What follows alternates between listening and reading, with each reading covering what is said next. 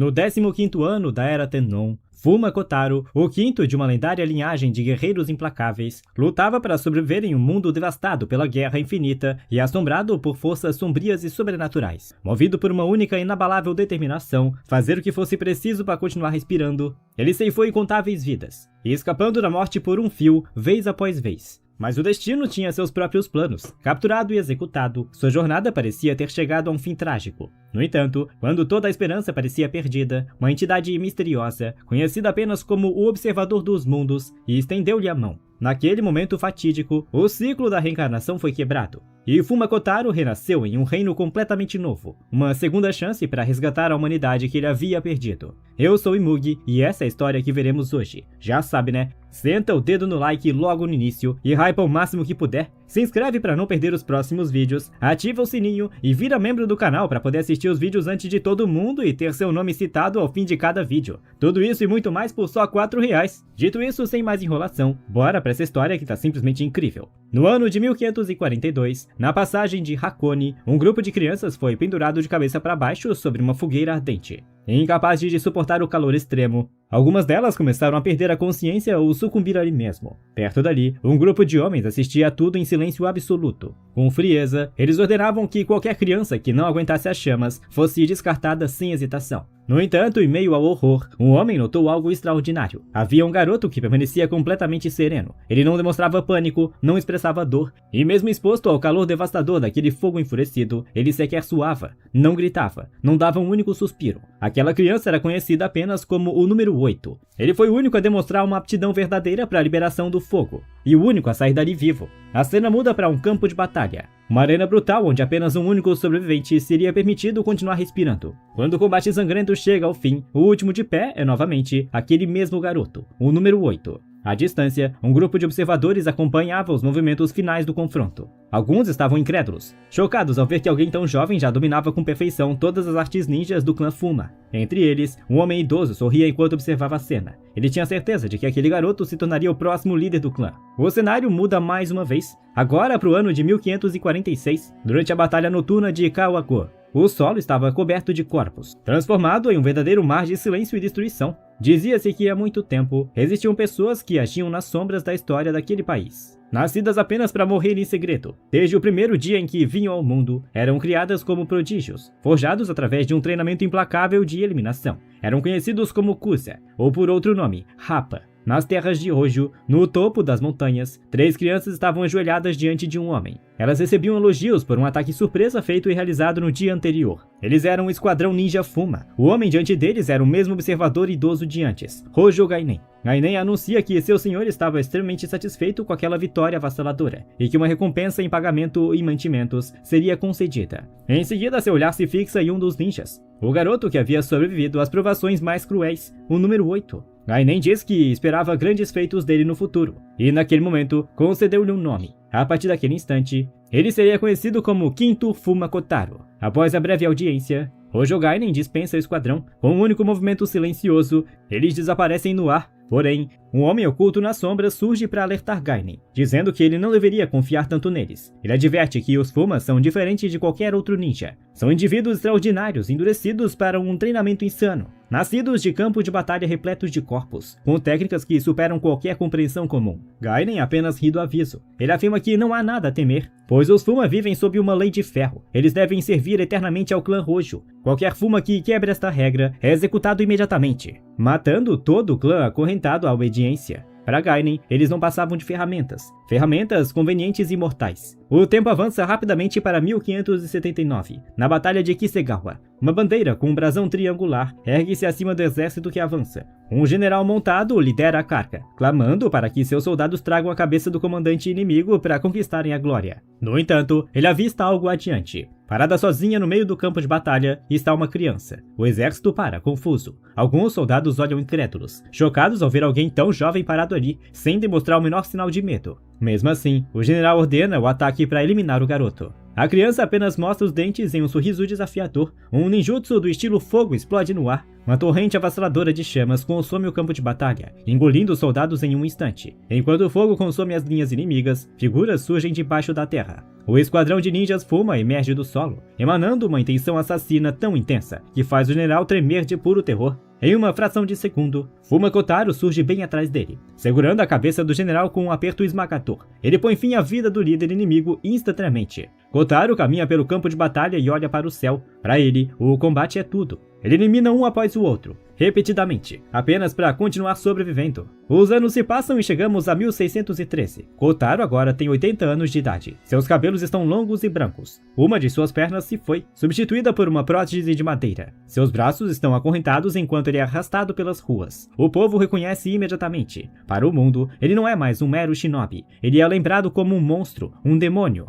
Naquele ano, Kotaro foi capturado pelo Shogunato Edo. O clã Hojo, a quem ele servia fielmente, havia caído há muito tempo, derrotado por Toyotomi Hideyoshi no cerco de Odawara. Sua vila oculta fora destruída, e os Fuma foram apagados da história junto com ela. Quando o executor posiciona a lâmina através do pescoço de Kotaro, ele pergunta se o prisioneiro tem umas últimas palavras. Kotaro responde que não tem nada a dizer. O executor comenta que nem mesmo o grande Fuma Kotaro foi capaz de vencer a força dos números. Kotaro o encara com um olhar tão aterrorizante que faz o homem recuar por um instante. Mas então, Kotaro começa a rir de si mesmo. Ele comenta que acabou envelhecendo demais para terminar daquela forma. Ele se pergunta por que viveu tanto tempo e por que a morte nunca o assustou. Ao olhar para um pássaro que voava por perto, um sorriso surge em seu rosto. Apesar de toda a sua força e da sua ausência de medo, no fundo, ele desejava apenas poder viver livre como aquela ave. Desde a infância, ele sonhava com a liberdade, e talvez tenha sido por isso que continuou lutando por um tanto tempo. Com um único golpe de espada do executor, a execução é consumada. A cabeça de Kotaro cai no chão, com olhos ainda abertos. É nesse instante que ele vê algo inacreditável. Uma silhueta mística apontada em sua direção. Uma voz ecoa, declarando que ele foi o escolhido. A entidade se apresenta como alguém que observa o mundo através de todas as coisas e concede a Kotaro uma nova chance de viver. Quando Kotaro abre os olhos novamente, ele percebe que está preso dentro de algo apertado, sem conseguir respirar. Lutando por ar,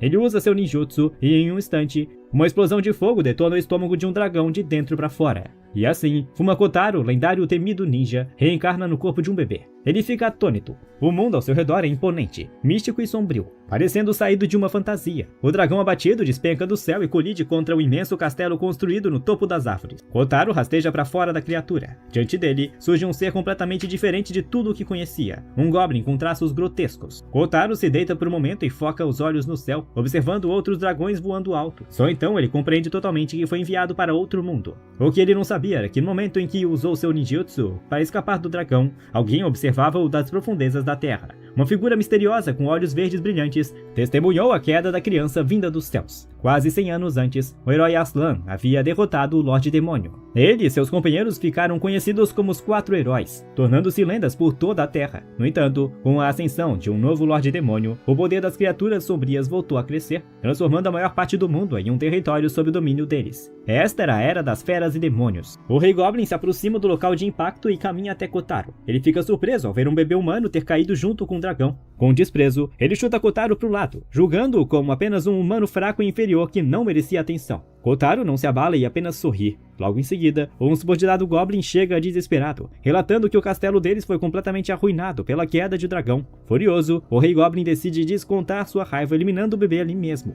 com o consentimento cruel de seu servo. O Rei Goblin ergue sua arma massiva e a golpeia com força na direção do Kotaro. O impacto é tão brutal que estilhaça as escamas do dragão abaixo deles. Os Goblins começam a rir, certos de que o golpe havia sido fatal. No entanto, o Rei Goblin paralisa o espanto. O bebê havia desviado do ataque. A confusão toma conta de sua mente. Como um recém-nascido seria capaz de esquivar daquele ataque? O pequeno corpo de Kotaro treme. Ele percebe que, como um bebê, sua estrutura óssea ainda não está formada e seus movimentos são extremamente limitados. Mesmo assim, ele se força a ficar de pé e sorri. O Rei Goblin fica paralisado de choque, e no milésimo de segundo seguinte, o bebê simplesmente desaparece de sua vista. ele ressurge acima do Rei Goblin, girando sua cabeça com velocidade inacreditável. Antes que o monstro possa esboçar qualquer reação, Kotaro dispara um ninjutsu de fogo a queima-roupa, queimando-o em uma coluna de chamas ardentes. O subordinado Goblin assiste tudo em pânico absoluto, confundindo o ninjutsu de Kotaro com a magia de fogo do altíssimo nível. Enquanto isso, a misteriosa figura de olhos verdes sobe em direção às ruínas do castelo. Caminhando pelos escombros, ela murmura que aquele lugar um dia pertenceu aos elfos. Ao alcançar o topo, ela se depara com um cenário de devastação completa.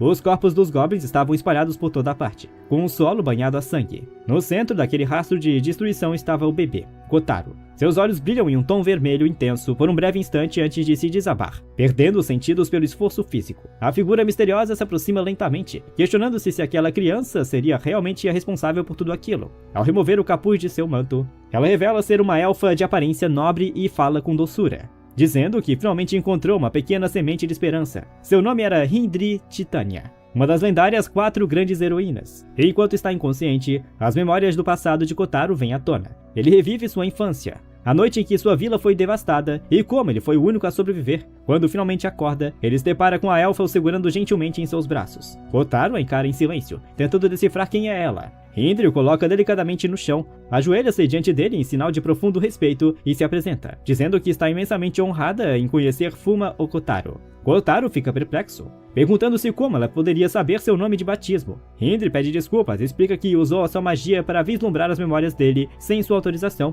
Ela então pede permissão para ficar ao seu lado, argumentando que ele enfrentará muitas dificuldades vivendo no corpo de um bebê e que ela deseja ajudá-lo no que for necessário. Kotaro não responde de imediato, ele apenas a observa friamente, avaliando suas reais intenções. Ele desconfia que ela possa ter algum interesse oculto e decide mentalmente que se ela tentar qualquer movimento suspeito, ele simplesmente a eliminará. No entanto, ele reconhece para si mesmo que não sabe nada sobre aquele mundo novo e que naquele corpo frágil, aceitar a ajuda dela era a escolha mais sensata. Ao ver um leve sorriso surgir no rosto de Kotaro, Hindri interpreta o gesto como um consentimento. Tomada de alívio e alegria, ela o abraça calorosamente. Kotaro, pego totalmente de surpresa pela demonstração de afeto, sente suas bochechas corarem. Hindri pede desculpas novamente, rindo timidamente ao dizer que não conseguiu resistir porque o sorriso dele era adorável demais. Kotaro a estuda mais uma vez. Ele percebe que ela não emana nenhuma intenção hostil ou malícia, o que o faz achar estranho que alguém tão pura realmente exista. Mesmo assim, ele mentaliza seu antigo lema: a única pessoa em que ele pode confiar é em si mesmo,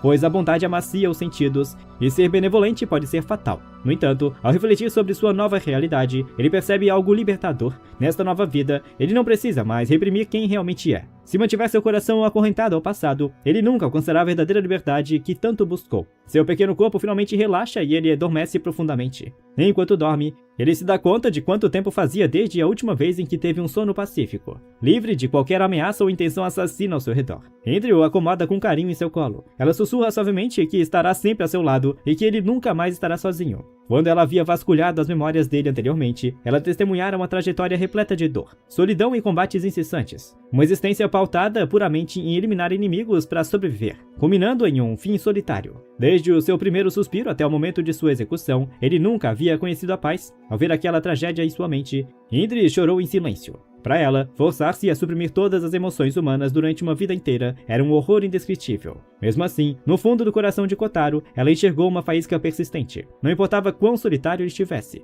ele nunca perdeu a esperança. Ele possuía a essência de um verdadeiro herói. Nesta nova oportunidade, ela estava determinada a ensiná-lo o significado do amor e fazê-lo finalmente viver, e não apenas sobreviver. De repente, o Rei Goblin ressurge dos escombros atrás deles. Quase sem forças, severamente queimado e tremendo de puro ódio, ele se recusa a aceitar a derrota para o que ele considerava uma criatura inferior e avança para um último ataque devastador. Os olhos de Kotaro se abrem intensamente, de forma instantânea. Com um único e sutil movimento de sua pequena mão, o Rei Goblin é completamente desintegrado em poeira, restando apenas seus olhos caídos no chão. A força do impacto é tão descomunal que a própria montanha atrás dele se fende ao meio. No céu, uma criatura monstruosa em forma de inseto com dezenas de olhos observa a cena de cima. Hindri percebe a presença do espião e, com um feitiço de corte de ar, elimina a criatura instantaneamente. Rapidamente, Hindri puxa seu manto de volta para cobrir o corpo, e sua expressão suave dá lugar a uma seriedade preocupante. Eles haviam sido detectados pela força do Lorde Demônio. Com a voz firme, ela explica a Kotaro que a rota mais rápida para escaparem do domínio demoníaco é atravessando o antigo território dos Elfos, a grande floresta de Hotwood, que no passado era conhecida com orgulho como a Floresta da Árvore Gigante. Enquanto isso, em uma fortaleza sombria nas profundezas do Reino Antigo, antigo. Um mensageiro apresentava um relatório urgente ao Lorde Demônio, projetando um feitiço de monitoramento no ar. Ele revela que uma das lendárias 4 grandes heroínas, e especificamente a Rainha das Fadas, Hindri Titânia, havia sido localizada. Os outros demônios que rodeavam o trono escutavam a notícia com desdém, enquanto o Lorde Demônio permanecia em silêncio pensativo. Alguns começavam a gargalhar, dizendo que aquela informação era inútil. Para eles, Hindri já não representava ameaça alguma, convencidos de que ela havia perdido todo seu antigo e lendário poder. No entanto, o mensageiro insistiu com a voz trêmula. O verdadeiro perigo não era a elfa, mas sim o bebê que ela carregava nos braços. Ele então projetou a memória visual do confronto de Kotaro contra o Rei Goblin. O salão silenciou. Vários generais demoníacos assistiram. Incrédulos, aquela criança aniquilara um esquadrão inteiro de goblins com o menor esforço. Alguns chegaram a sussurrar assustados, questionando se aquilo na tela era realmente um recém-nascido. Diante da revelação, o Lorde Demônio finalmente pronunciou sua sentença. Ordenou que 10 de seus generais de elite partissem imediatamente para capturar o bebê e eliminar de vez a heroína elfa. Sem hesitar, os 10 demônios aceitaram a missão. De volta à floresta, Hindri continuava sua fuga acelerada, correndo de criaturas que pareciam persegui-los obstinadamente entre os arbustos. Contudo, ao olhar mais de perto, os perseguidores eram apenas insetos gigantescos nativos daquela mata. Kotaro, fascinado ao ver as criaturas tão imensas e exóticas, abriu um sorriso radiante, achando graça na situação. Hindri, no entanto, sussurrou para que ele não se empolgasse tanto, lembrando de que eles estavam em desvantagem numérica extrema e que bater em retirada era a melhor opção. De repente, um enxame de insetos voadores despencou do topo das árvores na direção deles. Com um movimento rápido, Hindri conjurou um feitiço de rajada e os varreu do ar em um único instante. Kotaro assistiu à cena impressionado. Era uma manifestação de poder muito parecida com os ninjutsus que ele conhecia, e ele teve que admitir internamente que a elfa era extremamente habilidosa. Mas um dos insetos conseguiu sobreviver ao impacto e avançou furiosamente contra Hindri. Antes que pudesse alcançá-la, a criatura congelou no ar, paralisada por um pavor repentino. O motivo logo se revelou. Um grupo de fadas desceu dos céus, declarando com vozes estridentes que Hindri era a presa deles. O inseto sobrevivente fugiu dali o mais rápido que pôde. As fadas começaram a insultar Hindri, perguntando como ela tinha audácia de pisar novamente naquela floresta, chamando-a de elfa imunda. Conforme falavam, suas feições delicadas e belas começaram a se retorcer de forma grotesca, revelando monstros aterrorizantes de 3 olhos. Hindri suspirou, sabendo que aquele era um confronto inevitável. Kotaro, por outro lado, estava adorando ver mais uma criatura exótica surgir diante de si. As fadas exigiram que Hindri entregasse o bebê, prometendo que, se o fizesse, devorariam a elfa sem causar dor. No entanto, antes que pudessem avançar, as fadas recuaram assustadas, sentindo algo cutucá-las. Era Kotaro, que havia esticado o bracinho para tocá-las. Que bebê atrevido! Gritaram as fadas, irritadas com a audácia do recém-nascido. Hindri regalou os olhos e tentou puxar o garoto de volta, alertando de que aquelas eram criaturas traiçoeiras e perigosas de se provocar. Mas Kotaro não deu a mínima importância. Ele apenas continuou sorrindo com inocência, fascinado por aqueles pequenos seres voadores. Ao ver o sorriso puro de Kotaro, o peito de Hindri se aqueceu. Ela sentiu uma felicidade indescritível ao perceber que, pela primeira vez, o pequeno parecia livre do fardo da solidão que carregava de sua vida passada. Porém, a paciência das fadas se esgotou. Irritadas com o que consideravam deboche de uma criança insolente, agulhas carregadas de veneno começaram a se projetar de dentro de suas bocas. Kotaro manteve o sorriso sereno, enquanto a saraivada de espinhos mortais voava em sua direção. Com precisão inacreditável, ele capturou cada uma das agulhas usando apenas mãos e pés. As fadas ficaram petrificadas. No segundo seguinte, o olhar de Kotaro mudou drasticamente, tornando-se frio, afiado e carregado de intenção mortal. Com um movimento rápido, ele arremessou os espinhos de volta. As agulhas perfuraram os corpos das fadas com precisão cirúrgica, derrubando-as no chão como mosquitos abatidos. Uma delas, agonizando na terra, balbuciou em choque que nenhuma criança humana deveria ser capaz de se mover daquela forma. Kotaro, no entanto, sentiu um leve desapontamento consigo mesmo. Ele percebeu que, ao ser confrontado com a intenção de matar de um inimigo, seus antigos instintos de combate ainda assumiam o controle de seu corpo automaticamente. Logo em seguida, uma onda intensa de fadiga o atingiu. Seu corpo de bebê ainda não tinha energia suficiente para suportar aquele nível de esforço, e seus olhos começaram a pesar de sono. De repente, um espinho imenso e muito mais rápido foi arremessado das sombras. Hindri agiu rápido, agarrou Kotaro e saltou para o lado, desviando por pouco de um golpe que teria sido fatal. Mesmo assim, o ataque de raspão atingiu suas costas, e ela desabou no chão, sangrando. As poucas fadas sobreviventes começaram a comemorar, gritando que a mãe deles havia finalmente chegado. Das copas das árvores, uma figura imponente se revelou. A gigantesca fada rainha pousou, expressando surpresa ao ver que Hindri tinha tido a coragem de retornar àquele lugar. Rainha das fadas, elfa, sussurrou Hindri, tentando se apoiar no chão. Ela exigiu que a elfa entregasse o bebê imediatamente para que ela pudesse finalmente ser reconhecida oficialmente como uma das 10 integrantes das forças de elite do Lorde Demônio. Ao ouvir aquilo, Indri ficou horrorizada ao perceber que Elva havia se corrompido e se aliado aos demônios. Elva ordenou que ela se calasse enquanto uma arma biológica pontiaguda se projetava de sua boca, declarando que nunca mais aceitaria ordens de um elfo. Ela avançou com tudo, e Indri esquivou por um 3. E o ataque de Elva atravessou o tronco de uma árvore maciça como se fosse papel. Abalada com a demonstração de força, Indri tentou se afastar, mas Elva já preparava o golpe final, com a ponta de sua arma banhada em um veneno letal. Segurando o pingente em seu pescoço, Indri declarou que jamais entregaria o Kotaro. Elva disparou seu ataque mais devastador, destruindo a vegetação ao redor. O golpe avassalador parou abruptamente no ar, bloqueado por um único e minúsculo dedo. Era Kotaro. Naquele breve instante, Kotaro sentiu algo que nunca havia experimentado antes. Um impulso estranho e inexplicável que o impedia de simplesmente abandonar Indri para morrer ali. Elva recuou, em choque absoluto, ao ver que um bebê havia bloqueado seu ataque de força total com apenas um dedo. Ela compreendeu imediatamente por que o Lorde Demônio cobiçava tanto aquela criança. Não se tratava de um recém-nascido comum.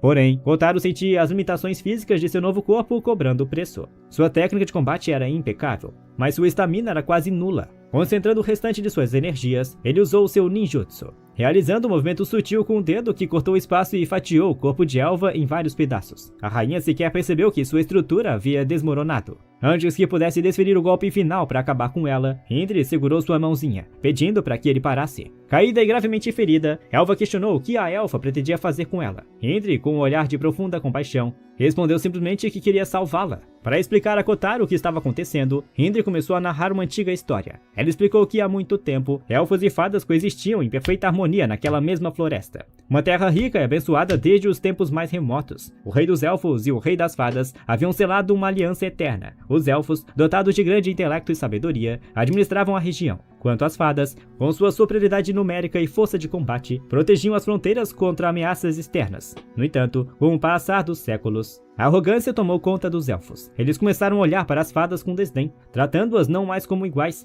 mas como ferramentas inferiores a serviço de sua vontade. Esse desprezo semeou o ressentimento no coração das fadas. Duas raças que deveriam construir um futuro juntas, viram-se envenenadas pelo ódio, até que uma guerra civil devastadora explodiu entre elas. Na época, Indri era jovem e fraca demais, incapaz de proteger quem quer que fosse. Ouvindo o relato, Kotaro compreendeu a amarga verdade por trás daquela história. Aquele mundo não era diferente de seu antigo lar. A história sempre se repetia entre aqueles que usam e aqueles que são usados como ferramenta. Indri acrescentou, com um suspiro, que toda aquela tragédia havia acontecido há apenas 150 anos. Kotaro arregalou os olhos, surpreso ao perceber que a elfa à sua frente era muito mais velha do que aparentava. Elva soltou uma risada amarga e desdenhosa, dizendo que a história de Indri não passava de um conto velho e desgastado que a enojava. Ela revelou que o veneno de sua arma já havia entrado na corrente sanguínea de Indri e que a elfa morreria em breve. Para Elva, eliminar a princesa dos elfos era a única forma de amenizar a dor e o arrependimento que consumia o seu povo. Indri implorou para que ela parasse, argumentando que continuar com aquele ciclo de ódio não traria nada além de destruição para si mesma. Mas Elva se recusou a ouvir. Consumida pelo rancor, ela gritou que aquela era sua missão sagrada. Revelou que durante a guerra, ela também havia sido uma princesa de seu clã, e que o destino havia colocado as duas sobreviventes frente a frente para que ela pudesse finalmente vingar seu povo. Nesse momento, um selo único brilhante se materializou ao redor do pescoço de Elva, a marca de um pacto demoníaco. Os olhos de Indri se arregalaram ao reconhecer o símbolo imediatamente. Ela perguntou horrorizada o que a rainha das fadas havia feito com a própria alma. Uma voz trêmula e lágrimas escorrendo pelos olhos, Elva respondeu que Indri deveria entender que elas estavam na mesma situação de desespero, e que aquele poder sombrio lhe fora concedido diretamente pelo Lorde Demônio, para que ela pudesse sobreviver. Há muito tempo, Indri e Elva tinham sido grandes amigas. As duas costumavam se sentar sob a sombra de árvores gigantescas para conversar sobre o mundo lá fora. Indri costumava questionar por que os conflitos pareciam nunca ter fim entre humanos, demônios e feras, expressando o temor de que um dia, elfos e fadas também pudessem ser consumidos pelo mesmo ódio. Naquela época, Elva havia sorrido com a confiança infantil e pura. Ela havia confrontado Indri, prometendo que aquela floresta estaria sempre segura, que as duas raças seriam amigas para sempre e que nada no mundo as separaria. Indri havia sorrido de volta, acreditando piamente naquela promessa de amizade eterna. Mas no presente, a realidade era cruel. O corpo de Elva começou a se retorcer e se deformar de maneira assustadora, com sua carne e aura sendo corrompidas pela energia negra de selo do Lorde Demônio. Ela se vangloriava de ter recebido aquele poder monstruoso em troca da vida de Indri. A expressão de Indri se tornou firme e decidida. Ela compreendeu que Elva estava apenas sendo usada como uma marionete descartável pelas forças do mal. Segurando o pingente em seu peito, o último fragmento de seu verdadeiro poder selado, guardado para uma emergência externa, ela decidiu que, se fosse para salvar sua antiga amiga, usaria aquela energia sem hesitar. Elva completou sua transformação demoníaca e avançou com um golpe brutal, acreditando ter esmagado a elfa. Ela começou a rir de forma histérica, comemorando sua suposta vitória. No entanto, uma luz radiante e dourada irrompeu em meio à floresta. Pairando acima do solo, Hindri revelou-se com asas majestosas e brilhantes estendidas, emanando uma aura purificadora e divina. Elva paralisou de pavor ao sentir a imensidão daquele poder mágico. Ela sabia que aquilo deveria ser impossível. Hindri supostamente havia perdido toda a sua antiga força, mas ali estava ela, idêntica à figura lendária de outrora, a grande sábia Hindri Titânia. Erguendo as mãos, Hindri conjurou seu feitiço de purificação máxima, removendo instantaneamente todo o veneno e curando todas as suas próprias feridas por completo. Kotaro também pôde sentir a torrente de mana purificador que preenchia o ambiente, sentindo seu pequeno corpo de bebê ser revitalizado e ficar incrivelmente leve. Incrédula diante daquele nível de magia, Elva só pôde observar enquanto Hindri estendia a mão em sua direção, envolta em um brilho sagrado, prometendo que a traria de volta. Com um comando de voz, Hindri ativou o feitiço de estigma sagrado. A luz divina envolveu o corpo monstruoso de Elva, derretendo toda a corrupção demoníaca que a deformava. A forma grotesca desmoronou, e a fada retornou à sua aparência original. Um brasão brilhante surgiu em seu peito, simbolizando que o pacto havia sido quebrado e que ela estava finalmente livre. Hindri sorriu com ternura, dizendo que existia algo muito mais valioso do que o rancor histórico de seus povos, o laço que elas compartilhavam como amigas. Elva desabou em lágrimas. Hindri ainda se lembrava,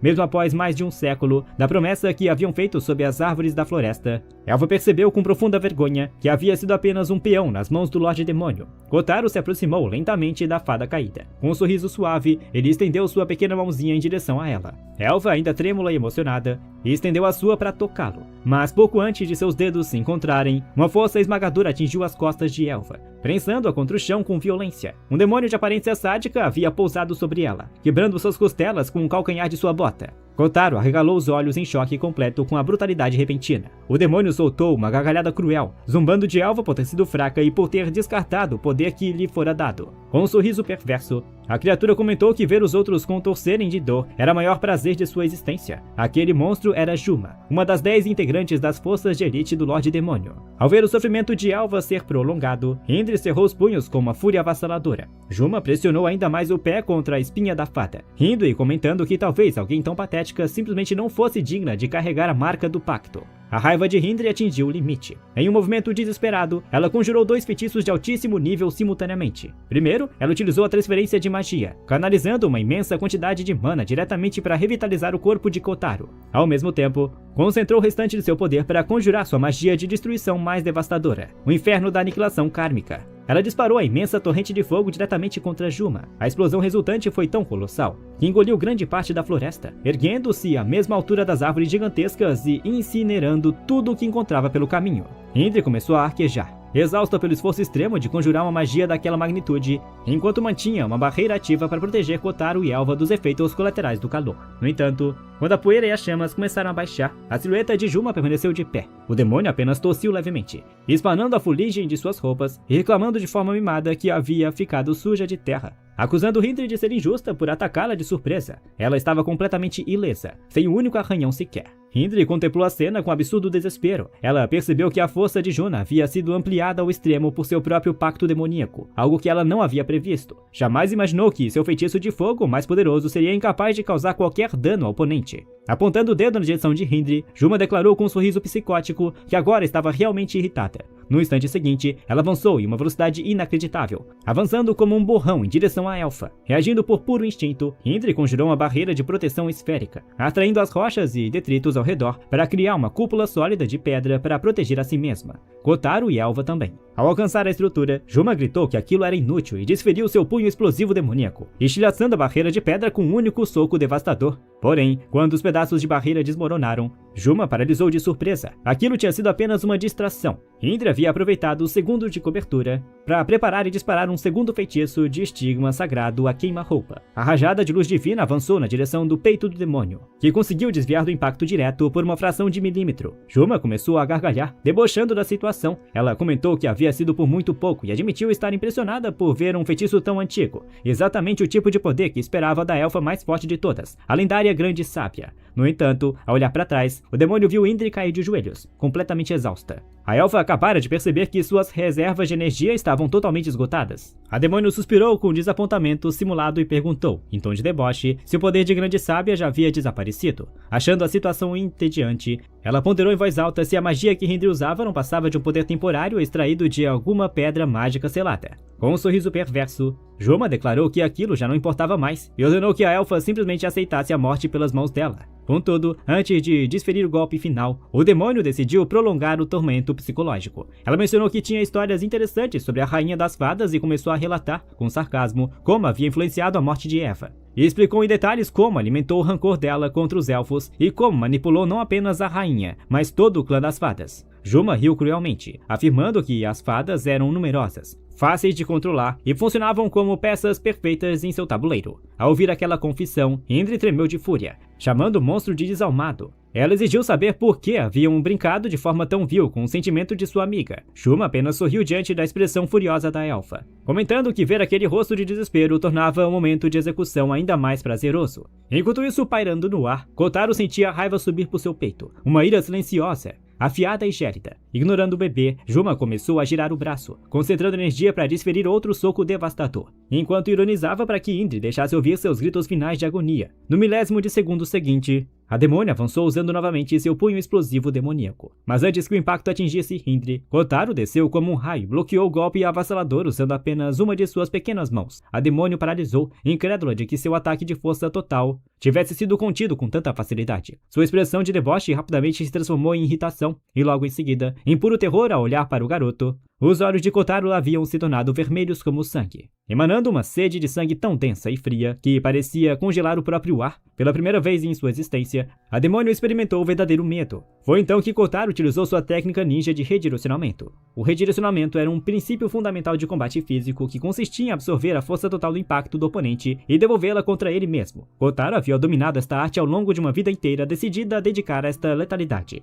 eliminando inimigos, sobrevivendo a provações e destruindo qualquer obstáculo em seu caminho. Toda a energia destrutiva do soco de Juma foi voltado contra seu próprio corpo, fazendo com que sua estrutura física começasse a despedaçar membro por membro. Kotaro havia sido, por décadas, um executor sem emoções, mas naquele momento, algo diferente vibrou dentro de seu peito. Uma sensação há muito esquecida, um aperto que ele não soube identificar de imediato. Ele percebeu que não queria perder Indri. Ele se perguntou se, no fundo, havia simpatizado com alguém que também carregava a dor da perda e da solidão, e se, apesar de tudo, ainda possuía um coração humano. Apesar dos estragos, Juma ainda não estava completamente derrotada. Seu corpo destroçado arrastava-se pelo chão enquanto ela balbuciava, incrédula de que uma técnica daquelas existisse. Ela não conseguia compreender como havia sido ferida de forma tão grave mesmo estando sob a proteção absoluta do seu selo de Lorde Demônio. Assistindo a tudo de perto, Indri finalmente compreendeu a extensão assustadora do poder ninja de Kotaro. Suas técnicas eram capazes de romper até mesmo a barreira de proteção de um pacto demoníaco de elite. De repente, Juma soltou uma gargalhada histérica e ativou um feitiço de recuperação total.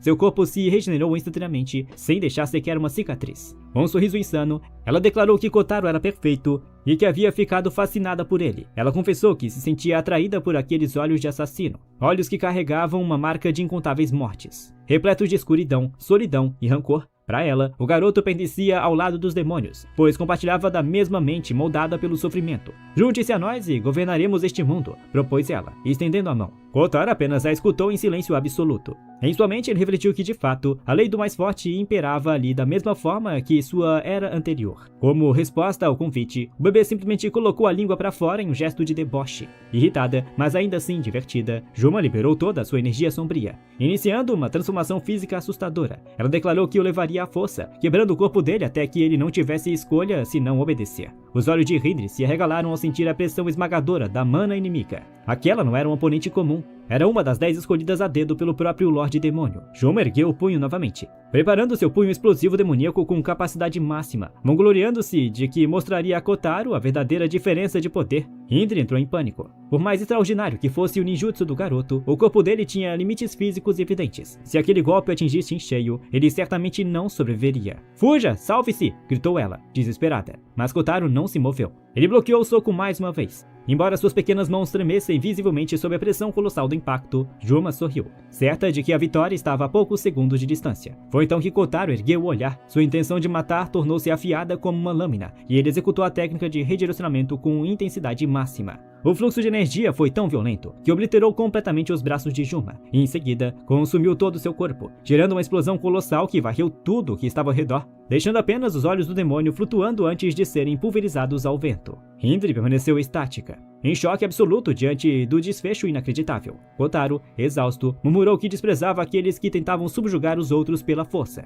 Logo em seguida, o cansaço extremo cobrou o preço por utilizar tanto poder em um corpo tão jovem. Sua consciência começou a apagar. Antes que ele atingisse o chão, Hindri o amparou em seus braços com carinho. Com um sorriso terno e lágrimas nos olhos, ela agradeceu por ele ter salvo sua vida e pediu para que ele descansasse. Kotaro fechou os olhos e adormeceu. Perto dali, Elva assistia a tudo maravilhada e assustada. Ela não conseguia conceber a ideia de que um bebê humano tivesse sido capaz de aniquilar um dos 10 generais do Lorde Demônio com apenas um golpe de contra-ataque. Hindri virou-se rapidamente e suspirou aliviada ao ver que a amiga ainda estava viva. Ela se preparou para conjurar magia de cura, mas Elva ergueu a mão, pedindo para que ela parasse, explicando que já era tarde demais. Sem a sustentação da energia do pacto demoníaco, seu corpo já havia começado a se desintegrar em partículas de luz. Elva consolou a amiga, dizendo que já havia vivido o suficiente. Admitiu que as fadas nunca poderiam superar os elfos, mas que seu povo havia se tornado arrogante e tentado alcançar algo além de suas capacidades. Ela implorou para que Hindri continuasse sua jornada, alertando que aquele era apenas o começo e que muitos outros inimigos viriam atrás deles, pois as forças sombrias não mediriam esforços para capturar o bebê. Antes de desaparecer por completo, Elva reuniu suas últimas forças para entregar um presente de despedida a Hindri. Um par de botas de fada de rank S. O item mágico era capaz de triplicar a velocidade do usuário e permitir uma leve levitação, tornando seus passos virtualmente indetectáveis. Ao calçá-las, Hindri sentiu seu corpo ficar incrivelmente leve. Elva aconselhou que, se elas não tivessem para onde ir, deveriam seguir para o leste, além das montanhas dos Senhores da Guerra, em direção a Hidrate, o último bastião de resistência que ainda combatia a expansão demoníaca. Lá, grandes guerreiros de todo o mundo estavam se reunindo, e com o poder de Kotaro, eles certamente teriam uma chance. Hindri, contendo as lágrimas, corrigiu a amiga. Ela explicou que Kotaro não era apenas um bebê que ela estava carregando ou protegendo, eles eram parceiros, companheiros e iguais, da mesma forma que elfos e fadas deveriam ter sido no passado. Ela prometeu que um dia transformaria esse ideal em realidade, criando um mundo pacífico onde ninguém seria usado ou dominado. Com um último sorriso nostálgico, lembrou-se dos tempos felizes de sua juventude. O corpo de Elva desintegrou-se completamente no ar. Hindri limpou as lágrimas e desejou à amiga que finalmente descansasse em paz. Enquanto isso, nas profundezas da floresta onde Juma havia sido desintegrada, um pequeno fragmento do pacto demoníaco havia resistido intacto no solo. A partir daquela lasca de energia, o corpo de Juma começou a se reconstruir lentamente. Trêmula e ofegante, ela se deu conta de que havia sobrevivido graças ao poder do selo. Seus olhos se arregalaram de espanto ao tentar processar o que de fato era aquela criança, pois nenhum ser humano comum conseguiria repelir seu poder máximo daquela forma. Contudo, antes que pudesse formular qualquer plano, a voz estrondosa e fria do Lorde Demônio ecoou diretamente em sua mente. Ele estava profundamente insatisfeito com o fracasso. Juma começou a tremer de pavor, enquanto o selo rúnico ao redor de seu pescoço começou a se contrair violentamente, sufocando-a. Ela tentou arranhar a própria garganta em busca de ar, implorando desesperadamente por uma última oportunidade, mas não obteve resposta. Seu corpo murchou rapidamente até secar por completo, resultando em sua eliminação definitiva. Das sombras da vegetação próxima, outro integrante dos 10 generais observava a punição em silêncio, o demônio Asras. Algum tempo depois, Hindri e Kotaro finalmente avançaram, alcançando a saída da grande floresta de Hotwood. Diante deles, abria-se um imenso penhasco que revelava a imensidão das montanhas abaixo, envoltas em névoa. Hindri parou por um instante para recuperar o fôlego. Nos seus braços, Kotaro começou a se mexer, abrindo lentamente os olhos. Aliviada, a elfa sorriu e explicou que eles haviam finalmente alcançado a Cordilheira dos Senhores da Guerra. Ela detalhou que aquelas montanhas foram o palco do confronto histórico entre o antigo Lorde Demônio e o grupo de heróis do passado, e que até hoje o combate contra as forças sombrias continuava intenso naquela região. O único refúgio seguro que restava era a capital fortificada de Hidrate, oculta além daqueles picos. Hindri expressou a esperança de que talvez algum de seus antigos companheiros heróis ainda estivesse lutando por lá, e comentou com Kotaro que o povo de Hidrate precisava desesperadamente de guerreiros fortes como ele. Não muito longe daquela passagem montanhosa, em uma planície devastada, um grupo de soldados humanos lutava desesperadamente contra uma horda de monstros. Um dos demônios rugia, irritado pelo fato de não importava quantos humanos eliminassem, mais deles pareciam surgir para lutar. Um guerreiro avançou para conter a linha de frente enquanto uma jovem sacerdotisa tentava estancar o sangramento de um companheiro caído. Ela pedia para que os soldados resistissem mais um pouco, pois os reforços poderiam chegar a qualquer momento. Ao perceber a esperança presença dela, o líder dos monstros ordenou que eliminassem a sacerdotisa para impedir que ela continuasse curando os feridos. Os demônios avançaram em bando. No entanto, antes que pudessem tocá-la, a morte chegou de forma fulminante. Os demônios começaram a despencar um por um, fatiados por lâminas tão rápidas que pareciam cair do próprio céu. Os soldados sobreviventes olharam para cima com uma ponta de esperança renascida. A salvadora era uma mulher imponente, que empunhava 2 espadas, emanando uma presença de combate que parecia esmagar a vontade dos inimigos ao redor. O soldado ferido abriu um sorriso ao reconhecê-la. Eles estavam salvos. Aquela era Miria Barbatos, uma das lendárias 4 grandes heroínas. Os demônios que conheciam sua fama começaram a recuar, chamando-a pelo seu título temido, a deusa da guerra. Com um semblante carregado de desdém, Miria declarou que o odor daquelas criaturas era insuportável e prometeu eliminar cada uma delas que estivessem em seu campo de visão. Avançando como um turbilhão, ela cortou as linhas inimigas, transformando o campo de batalha em um rastro de poeira e destruição rápida. Quando o último monstro caiu sem vida, Miria parou. Suas narinas captaram um aroma diferente no ar, um cheiro de sangue tão denso e antigo que parecia impregnado na própria alma de quem a carregava. Seus olhos se estreitaram. Aquele odor não pertencia a nenhum demônio comum. Era algo profundo, pesado. Seguindo o rastro daquele aroma com determinação, ela saltou pelos escombros do campo de batalha, pronta para desferir um golpe mortal em qualquer criatura terrível que estivesse gerando aquela aura. Ela se preparou para o ataque e congelou. Parada diante dela estava Hindri, segurando Kotaro gentilmente nos braços. Hindri abriu um sorriso caloroso ao rever a antiga aliada. A intenção assassina de Miria dissipou-se instantaneamente ao perceber que a elfa carregava um bebê humano. No entanto, antes que pudesse fazer qualquer pergunta, Kotaro deu um salto rápido e pulou diretamente sobre a cabeça da guerreira, agarrando-se às suas orelhas ferinas e peludas. O toque repentino fez a deusa da guerra estremecer de vergonha, com as bochechas corando instantaneamente. Ela perguntou, irritada e sem jeito, como aquela criança havia subido ali tão rápido e por que estava fazendo cócegas em suas orelhas. Kotaro, contudo, estava simplesmente encantado ao reencontrar uma criatura com orelhas macias e continuou agarrado a ela, contente. Incomodada com a quebra de sua postura imponente, Miria o agarrou pela gola e o colocou de volta no chão. Hindri correu em direção a eles para intervir, antes que o bebê fizesse mais alguma travessura. Mas antes que pudesse se aproximar, uma forte explosão sacudiu o solo abaixo delas. Quando a fumaça se dissipou, uma massa colossal de ossos fundidos e articulados ergueu-se da terra como uma marionete gigante. Tanto Miria quanto Hindri recuaram, surpresas com a aparição.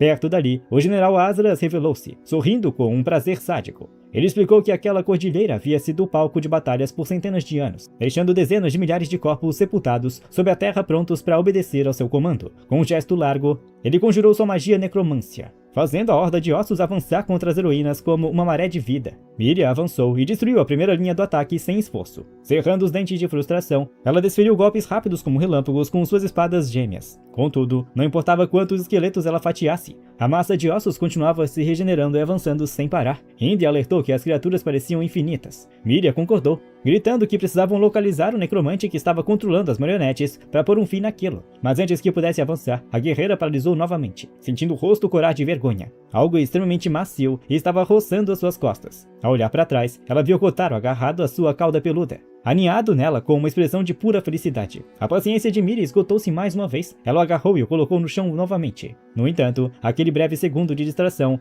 era exatamente a oportunidade que Asras estava esperando. O demônio disparou seu ataque, projetando uma lança afiada feita de ossos antigos endurecidos, proclamando que sua barreira de ossos era indestrutível e capaz de perfurar qualquer defesa após séculos sob a terra. Miria virou-se rapidamente ao sentir a aproximação do golpe, e exclamando que finalmente o invocador havia decidido dar as caras. Asras soltou uma gargalhada ruidosa, desdenhando da fúria da guerreira. Ele zombou, afirmando que para os demônios, os humanos eram apenas brinquedos descartáveis e que, se o Lorde Demônio desejasse, a capital Hydrat seria invadida e varrida do mapa em uma única noite. Aquelas palavras empurraram Miria para além do limite de sua paciência. Ela desferiu um golpe cortante com sua espada, mas no instante em que o metal colidiu com as armas de osso do general, sua lâmina se estilhaçou em dezenas de pedaços. Antes que Asras pudesse desferir um golpe de misericórdia contra a guerreira desarmada, Kotaro surgiu diante dela. Flutuando no ar com uma leveza sobrenatural, com as pequenas mãos, ele começou a traçar selos rapidamente. Miria regalou os olhos. Naquele instante, ela finalmente compreendeu que o aroma avassalador que sentia antes, aquele cheiro denso de sangue que parecia impregnado na própria alma, não vinha de um monstro das forças sombrias, vinha daquela criança.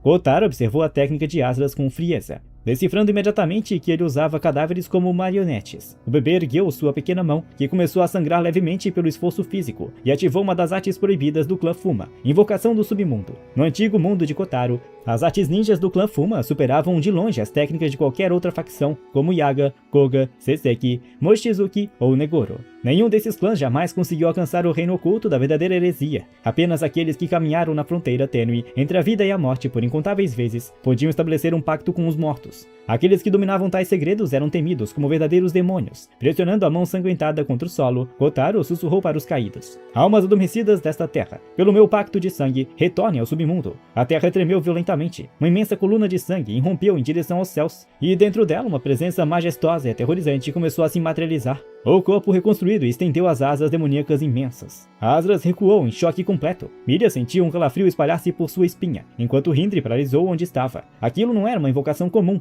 Pousando diante deles com uma imponência avassaladora estava Servini, a antiga Lorde Demônio. Asras interrompeu seu ataque imediatamente, sem palavras. Servini permaneceu em silêncio absoluto por um breve batimento cardíaco, e em seguida, ajoelhou-se diante de Kotaro, curvando a cabeça em sinal de total submissão. Miria estava em choque. Ver um Lorde Demônio ajoelhar-se voluntariamente diante de um bebê humano era algo que desafiava toda a lógica daquele mundo. Hindri mal conseguia respirar. Asras surgiu de fúria, gritando que aquilo era impossível, que nenhuma criança poderia trazer o antigo soberano de volta à vida, muito menos fazê-lo obedecer. Percebendo que Kotaro era uma ameaça sem precedentes, Asras avançou com tudo, jurando destruir todos eles de uma vez. Servini moveu apenas um dedo. O ataque avassalador do general parou instantaneamente no ar, como se estivesse colidindo contra uma muralha invisível de pura energia. Asras arregalou os olhos, sem compreender. Com um leve movimento daquele mesmo dedo, Servini disparou uma rajada de energia colossal que desintegrou o oponente e abriu uma fenda no horizonte. Ainda de joelhos, Servini ergueu o olhar para Kotaro e perguntou, com uma lealdade inabalável: "Quais são as suas ordens, meu mestre?" Alheio à atenção do momento, Kotaro apenas bateu palminhas. Achando graça da situação, Hindri continuava paralisada, chocada com a facilidade com que Asras, um dos 10 generais de elite, fora eliminado. Ela mal podia acreditar que o garoto havia transformado a antiga governante das Forças Sombrias em sua subordinada. Miria virou-se para Hindri, com um rosto vermelho de irritação e confusão, exigindo saber quem era de fato aquele garoto que a elfa chamava de Semente de Esperança. Hindri abriu um sorriso terno e respondeu com firmeza: "Sim, ele é a última esperança deste mundo." Ao ver a convicção nos olhos da elfa, Miria silenciou. Servini observou o campo de batalha ao redor, repleto de restos das Forças Sombrias. Ela murmurou com desdém que, mesmo após décadas ou séculos, nada havia mudado naquele mundo. Nem as guerras, nem os heróis, nada. Miria retrucou com raiva, dizendo que o caos existia apenas por culpa das forças demoníacas. Servini respondeu com frieza, explicando que, no passado, os humanos eram os opressores e que seu povo apenas revidava a opressão recebida. Ela acrescentou que havia nascido como a mais forte entre os demônios e que carregar aquele destino havia sido inevitável. Mas agora, tudo aquilo parecia sem sentido. Para ela, aquele mundo estava repleto de tolos. Virando-se novamente para Kotaro, ela perguntou o que ele desejava dela.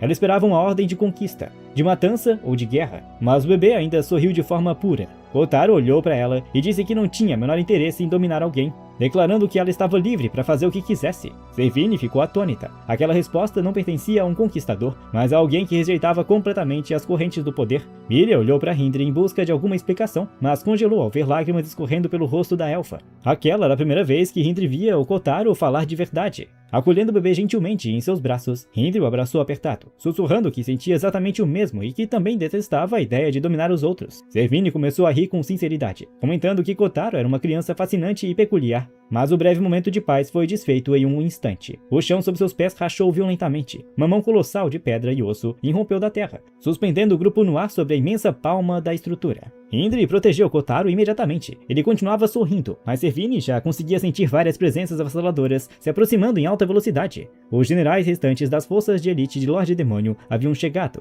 Eles cercaram o grupo sobre a imensa estrutura de pedra, emanando uma intenção assassina tão densa que tornava o ar difícil de respirar. Miria rosnou, dizendo que o cheiro daquelas criaturas era repugnante. Hindri confirmou a gravidade da situação. Todos os generais de elite estavam reunidos ali por um único objetivo: capturar Kotaro. Um dos demônios soltou uma gargalhada estridente, comentando que a eliminação do 9º e 10º integrante havia aberto 2 vagas interessantes na elite e que o Lorde Demônio estava adorando aquele entretenimento raro. Ele se apresentou como Zenova, o 3º general na hierarquia. Kotaro, cujo corpinho de bebê já havia ultrapassado todos os limites físicos, sentiu as pálpebras pesarem, mas forçou os olhos a se abrirem. Ele tremia muito e não conseguia mover um único dedo. Furiosa com a arrogância dos monstros, Miria avançou para o ataque, mas foi interrompida antes mesmo de alcançar o alvo. Um feitiço rápido atingiu seu corpo de raspão, derrubando-a. O conjurador revelou-se como Depori, o quarto general na hierarquia. Antes que a guerreira pudesse reagir, um segundo feitiço lançado por Hidalki, o sétimo general, a congelou completamente em uma espessura de gelo místico. Indri tentou conjurar uma barreira para protegê-la, mas uma criatura imensa saltou sobre ela com violência, prensando-a contra o solo com facilidade.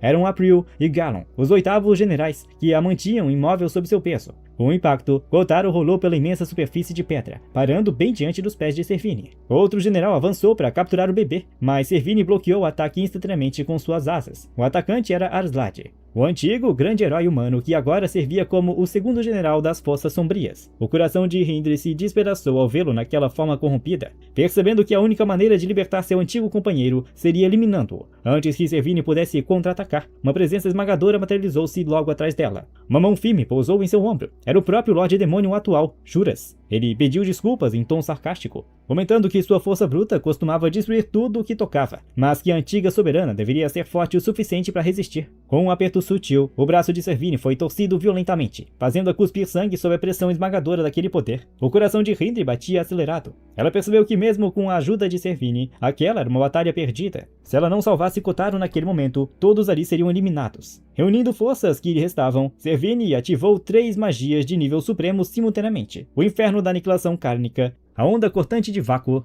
e a tempestade de gelo elétrico. A detonação combinada gerou uma explosão colossal que devastou toda a região. No entanto, quando a fumaça se dissipou, Jura e Arslade caminharam pelos escombros sem sofrer um único arranhão. Jura riu da tentativa, chamando a destruição de extravagante, comentando que aquele nível de magia não seria capaz de ferir um deus demônio. Indri arrastou-se com dificuldade na direção de Kotaro, tremendo de exaustão. Ela sabia que a única pessoa capaz de enfrentar daquele monstro era o pequeno ninja. Kotaro tentou se levantar, seus dedinhos tremiam, mas seu corpo de bebê simplesmente se recusava a obedecer. Ele queria desesperadamente protegê-la, mas não tinha forças. Indri abriu um sorriso terno em meio às lágrimas, pedindo para que ele nunca se esquecesse dos sentimentos puros que carregava no coração. Usando o último resquício de sua energia mágica, ela ativou seu feitiço final de teleporte de emergência, gerando uma luz ofuscante que preencheu todo o campo de batalha. Servini, leve o Kotaro e fuja. Ele vai mudar este mundo, gritou a elfa com todas as suas forças. Lembrando-se do sorriso sincero do garoto, Servini obedeceu sem hesitar. Ela agarrou Kotaro e disparou em retirada a uma velocidade inacreditável. A General Humgris, a sexta na hierarquia, estalou a língua de frustração ao ver a presa escapar.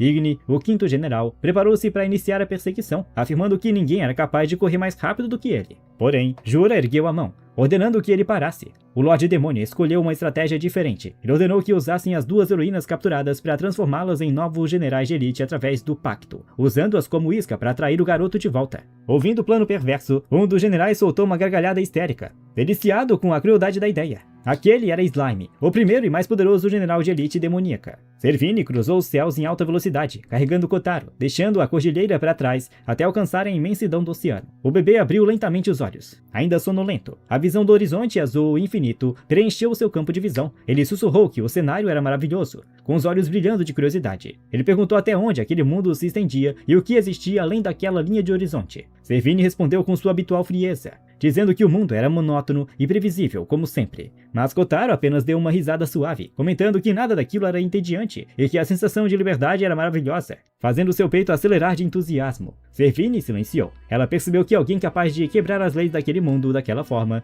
só poderia ter vindo de outra dimensão. E ao olhar para a imensidão do mar, ela se deu conta de algo que a assustou. Pela primeira vez em toda a sua existência, ela estava pensando sobre o significado da liberdade. Ela finalmente respondeu à pergunta do garoto, explicando que além do horizonte ficava o Ninho dos Dragões, uma ilha flutuante temida até mesmo pelos demônios. Sob o abismo profundo, existia um santuário proibido repleto de relíquias antigas e lendas adormecidas, do qual nenhuma alma jamais havia retornado. E, muito além disso, erguia-se a Árvore do Mundo, cujos galhos tocavam os próprios céus. Ela admitiu que o mundo era tão vasto que nem mesmo ela, em seu auge como Lorde Demônio, havia conseguido alcançar o fim. Os olhos de Kotaro brilharam de excitação. Ele queria ver tudo aquilo com os próprios olhos. Servini explicou que eles estavam a caminho da Torre do Tempo, um local místico onde o fluxo temporal podia ser alterado livremente. Ela pontuou que a maior fraqueza do garoto não era a falta de poder ou técnica, mas sim as limitações físicas de seu corpo infantil. Kotaro cerrou os punhos com frustração frustração por não ter conseguido salvar Hindri e Miria, mas garantiu com convicção que elas não estavam mortas, pois havia conseguido escutar as intenções dos inimigos antes do teleporte. Servine olhou para ele intrigada e, em seguida, soltou uma leve risada.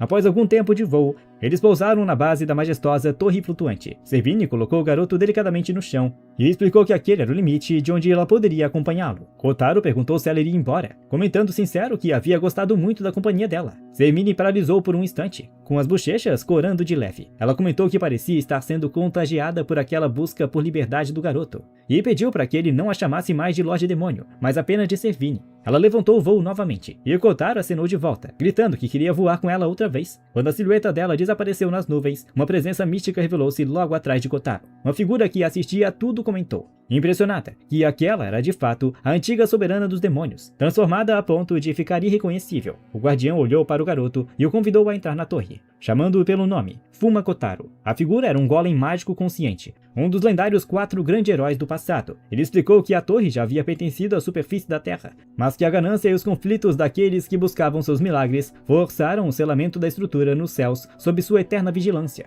Após a queda do antigo Império Sombrio, o herói Aslad havia pedido pessoalmente ao golem que protegesse aquele lugar sagrado. Kotaro, agindo com a naturalidade de uma criança, subiu na cabeça do imenso golem e começou a acariciá-lo como se fosse um animal de estimação. O golem protestou de forma cômica, mas o garoto apenas riu e continuou o carinho com mais força. Com um suspiro resignado, o guardião alertou que a torre exigia um propósito claro e sacrifícios reais de quem desejasse usar seu poder. Quando Kotaro perguntou o que precisava fazer, o golem respondeu que a resposta dependia única e exclusivamente da determinação de seu próprio coração. De repente, a escuridão envolveu o ambiente. No interior da câmara sagrada, um círculo mágico brilhante materializou-se sob os pés de Kotaro, e memórias há muito trancadas começaram a emergir com força total. Ele viu-se de volta ao seu passado no Japão feudal, na terrível prova de sobrevivência dos shinobis, onde continuar vivo significava eliminar seus próprios companheiros de treino. Diante dele estava a última Kunoichi sobrevivente, a única garota que ele não havia conseguido eliminar voluntariamente ao longo de sua vida de provações. Ele cravou sua lâmina no solo. Ela exigiu saber o motivo de ele hesitar, e Kotaro respondeu em silêncio que era a única pessoa que ele se recusava a ferir.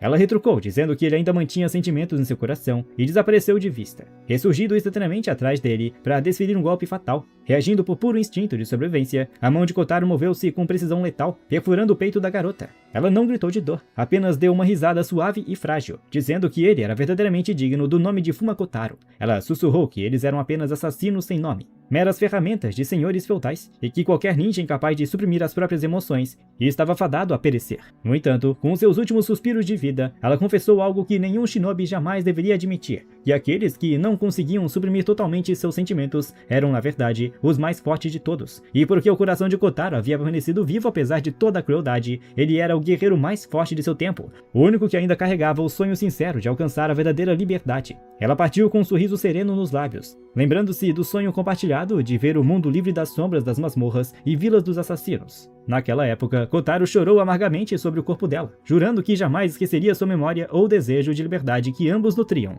No entanto, ao longo das décadas de combates e matanças que se seguiram, ele acabou perdendo esse ideal de vista, convencendo-se de que a liberdade era uma ilusão inalcançável para alguém com as mãos manchadas de sangue. Mas agora, tudo era diferente. Ele havia recebido uma nova oportunidade, em um novo mundo, e estava determinado a viver intensamente por ambos. O círculo mágico brilhou com uma intensidade divina. O pequeno corpo de Kotaro começou a se transformar sob a torrente de mana purificador, moldando-se e crescendo conforme a luz da torre envolvia-o completamente. O golem assistiu ao processo em silêncio absoluto, antes de declarar que o resultado era esplêndido. A torre do tempo apenas concedia sua bênção àqueles que tinham a coragem de encarar suas feridas mais profundas e dolorosas do passado. Aqueles que eram consumidos pelo desespero de suas memórias desapareciam para sempre na fenda temporal, mas aqueles que sobreviviam às suas cicatrizes ganhavam a aprovação e o poder do santuário. Kotaro havia superado a aprovação com sucesso. O garoto que Indri havia escolhido provou ser verdadeiramente digno de carregar o destino daquele mundo. Quando a luz dourada da transformação finalmente se dissipou, Kotaro não era mais o recém-nascido frágil.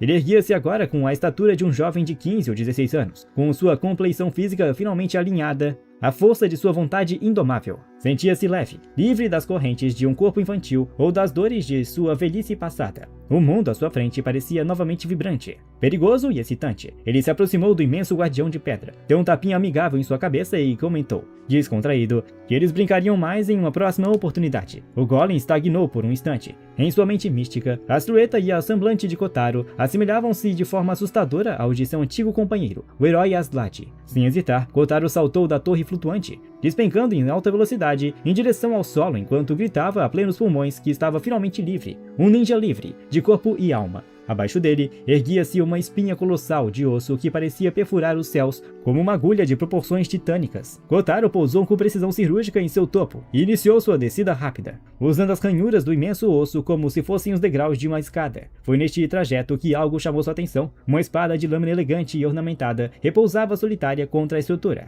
Ele a recolheu e, ao olhar para o metal polido, viu seu próprio reflexo. Era o mesmo rosto de sua vida passada que o encarava de volta. De alguma forma misteriosa, ele havia reencarnado preservando suas feições originais. Kotaro apenas deu de ombros, sem se importar com o enigma, e continuou sua descida. Mais abaixo, um grupo de aventureiros arfava e declarava, reclamando exausto. Eles lamentavam que sequer haviam superado 10% daquela masmorra de Rank S, conhecida como o Calabouço do Osso Demoníaco. Conversavam sobre os boatos de uma espada lendária, a Matadora de Dragões, que supostamente estaria escondida mais adiante. Alguns sugeriam desistir ali mesmo, enquanto outros insistiam em continuar. De repente, um demônio escalando a parede de osso surgiu diante deles com um sorriso de escárnio, zombando de suas esperanças tolas. Ele declarou que nenhum humano jamais colocaria as mãos na lâmina lendária e deu ao grupo 3 alternativas: morrer sob suas garras, abandonar todos os seus mantimentos e saltar para o abismo, ou tornarem-se seus escravos. Um dos homens, tomado de pavor, rendeu-se imediatamente. Nesse instante, Kotaro pousou suavemente bem diante deles, sorrindo de canto e carregando displicentemente a lendária Matadora de Dragões em uma das mãos. Os aventureiros o encararam em absoluto silêncio e choque.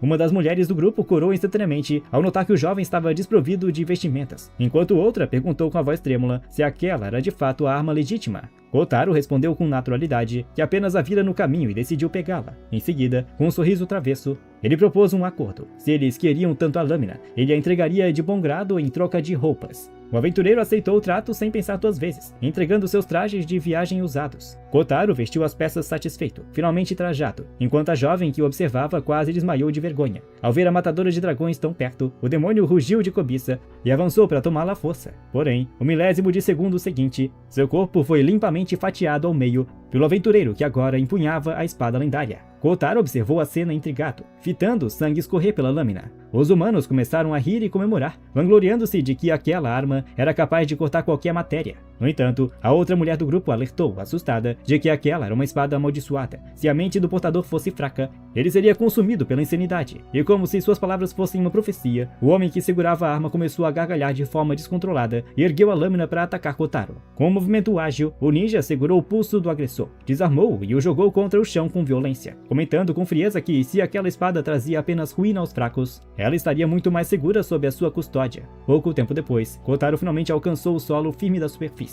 A paisagem que se abria diante dele era de tirar o fôlego, um horizonte vasto e místico, totalmente diferente de qualquer cenário que conhecera em sua vida anterior. Ele se ajoelhou e pressionou a palma da mão contra a terra úmida, utilizando sua percepção sensorial para sentir as vibrações do ambiente. Através do solo, ele detectou a presença de 5 humanos caminhando em uma longa distância, em uma direção. No sentido oposto, sentiu a energia isolada de uma criatura das forças sombrias. Ele fez sua escolha imediatamente, decidindo seguir o rastro humano mais forte. Afinal, aquele caminho eventualmente levaria até Hydret, o último refúgio da humanidade, e o mesmo destino para onde Indra estava seguindo. No entanto, um som violento de metal rasgando carne e ossos sendo triturados ecoou não muito longe dali. Kotaro abriu os olhos e seguiu o barulho. Ao alcançar uma clareira próxima, deparou-se com um cenário banhado de sangue, com corpos de demônios espalhados pelo chão como trapos rasgados. Um monstro sobrevivente cambaleava para trás em pânico, balbuciando que era impossível um humano daquela magnitude existir fora do grupo de heróis lendários. Antes que pudesse terminar a frase, uma bota pesada esmagou seu crânio contra a terra,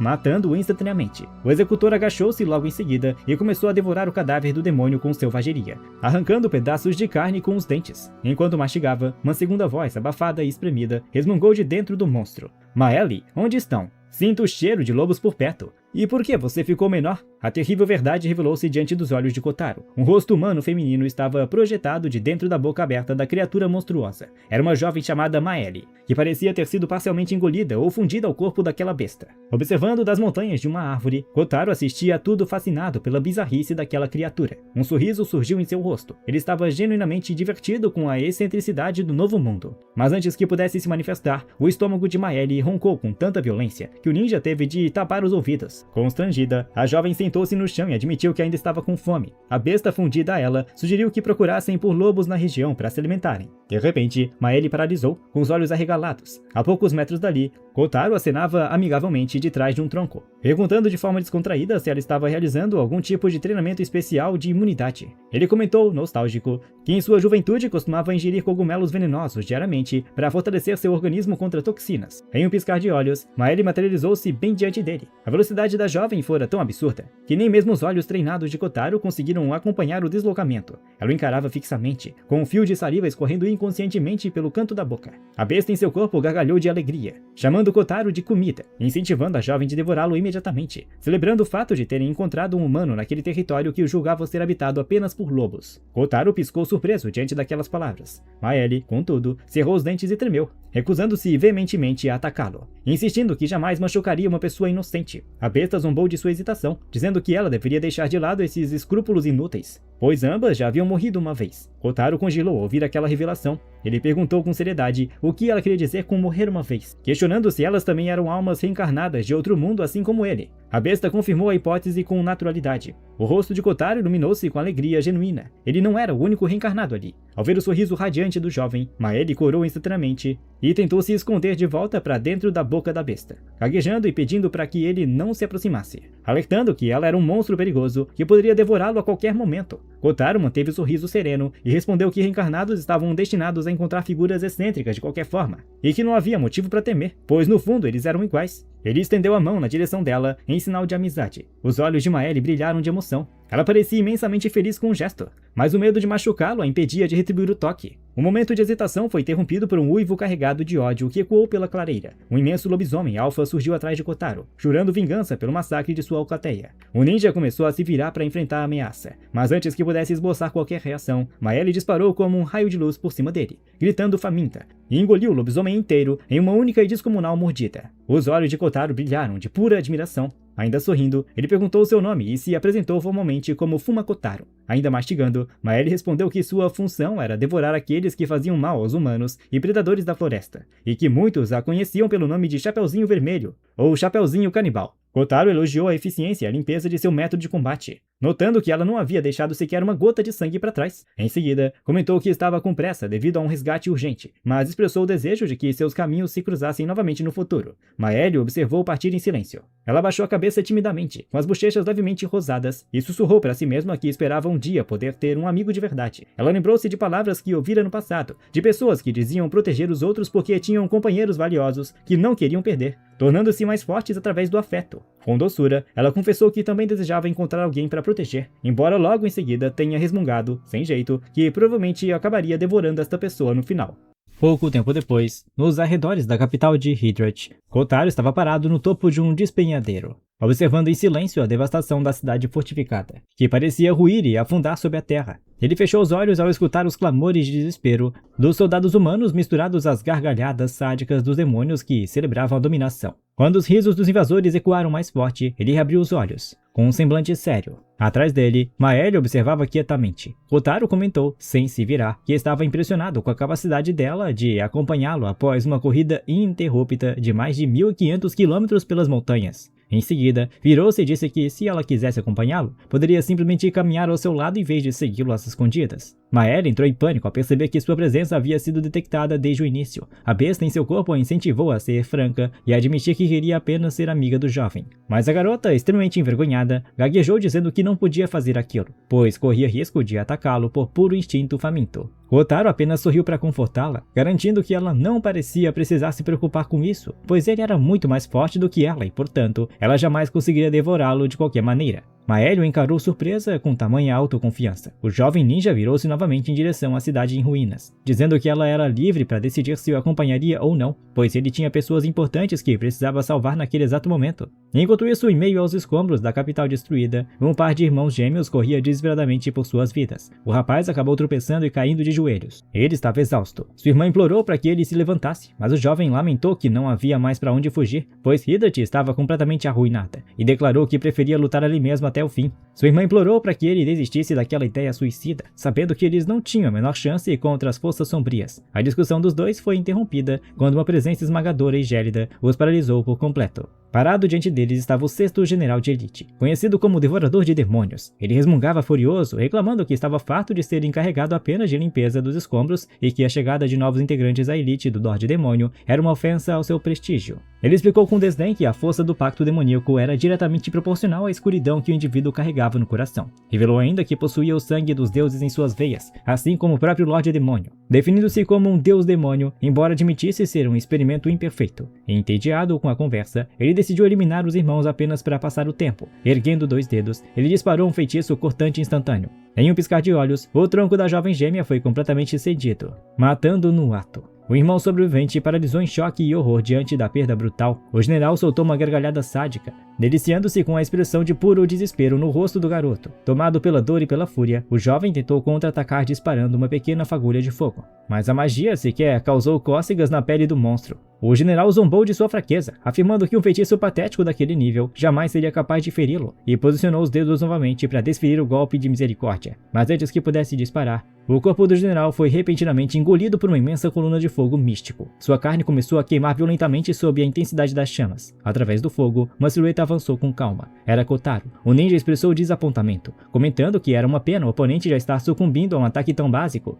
pois ele ainda tinha perguntas importantes a fazer. O general, urrando de dor em meio às chamas, exigiu saber quem era o invasor. Kotaro perguntou com seriedade se ele era de fato um dos 10 generais de elite do Lorde Demônio, e onde estavam Hindri e Miria. Em seguida, fez uma advertência fria. Recomendou que o demônio não direcionasse nenhuma intenção assassina contra ele, pois se o fizesse, Kotaro poderia acabar eliminando-o antes mesmo de obter as respostas de que precisava. O monstro gargalhou com escárnio, recusando-se a aceitar que um humano comum pudesse ameaçá-lo daquela forma. Ele conjurou um feitiço cortante rápido que dividiu o corpo de Kotaro ao meio instantaneamente, fazendo desabar sem vida no chão. O general comemorou ruidosamente, afirmando que o jovem ninja era apenas um blefador fraco que não representava perigo algum. No entanto, o corpo caído no chão começou a se dissipar no ar como fumaça. Kotaro ressurgiu intacto, de pé exatamente sobre a cabeça do próprio general. Ele explicou com toda a calma do mundo que o corpo que o monstro havia fatiado era apenas uma ilusão, um jiu-jitsu ninja clássico, projetado para fazer o oponente enxergar e atacar o alvo inexistente. Em pânico, o general reagiu disparado,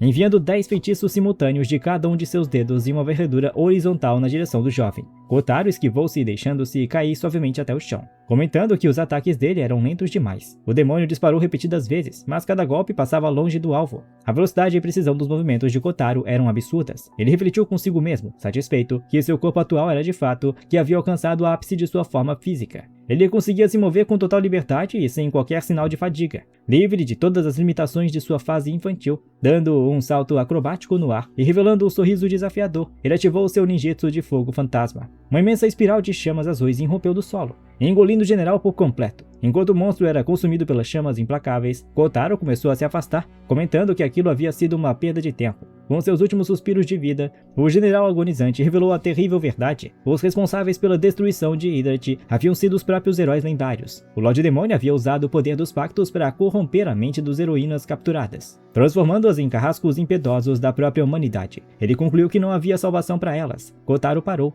com os olhos estreitados em uma fenda fria. Se Indri e Miria haviam sido transformadas em marionetes do inimigo, a solução para o problema era extremamente simples. Ele precisaria apenas eliminar o Lorde Demônio. Ao se aproximar do jovem irmão sobrevivente, o garoto estendeu uma espada em sua direção. Era a matadora de dragões que Kotaro havia obtido anteriormente e que parecia ter caído durante o combate. "Você deixou isso cair", murmurou o menino, estendendo a arma. Kotaro arregalou levemente os olhos ao notar a cena. O garoto segurava a lendária espada amaldiçoada com total naturalidade, sem demonstrar nenhum sinal de dor, corrupção ou loucura em seu semblante. A matadora de dragões era temida por devorar a alma daqueles que não eram dignos de empunhá-la, mas aquela criança parecia completamente imune aos seus efeitos nocivos. Curioso, Kotaro perguntou se ele sentia algo incomum ao segurar o metal, mas o menino apenas o encarou confuso, sem compreender a pergunta. Em vez de responder, o garoto perguntou com os olhos marejados como poderia se tornar forte como Kotaro. Forte o suficiente para proteger aqueles que amava e ter sido capaz de salvar a vida de sua irmã. Kotaro abriu um sorriso gentil e respondeu que a partir daquele momento, a espada pertencia a ele. Antes que o menino pudesse agradecer, um tremor violento sacudiu o solo sob seus pés com uma intensidade assustadora. O garoto empalideceu imediatamente, olhando para o céu e murmurando com pavor: "Eles estão vindo de novo!" Kotaro aguçou a visão e avistou um meteoro incandescente despencando dos céus, envolto em chamas violentas enquanto rasgava as nuvens espessas. O garoto ao seu lado explicou com a voz trêmula que aquilo era exatamente igual ao que acontecera na destruição da cidade de Eurato, o mesmo feitiço. Ele disse que o antigo encantamento Metraki era uma magia de escala colossal que apenas a grande sábia era capaz de conjurar. A expressão de Kotaro obscureceu-se enquanto a compreensão o atingiu. Havia apenas uma pessoa que ele conhecia capaz de evocar tamanha catástrofe: Indri.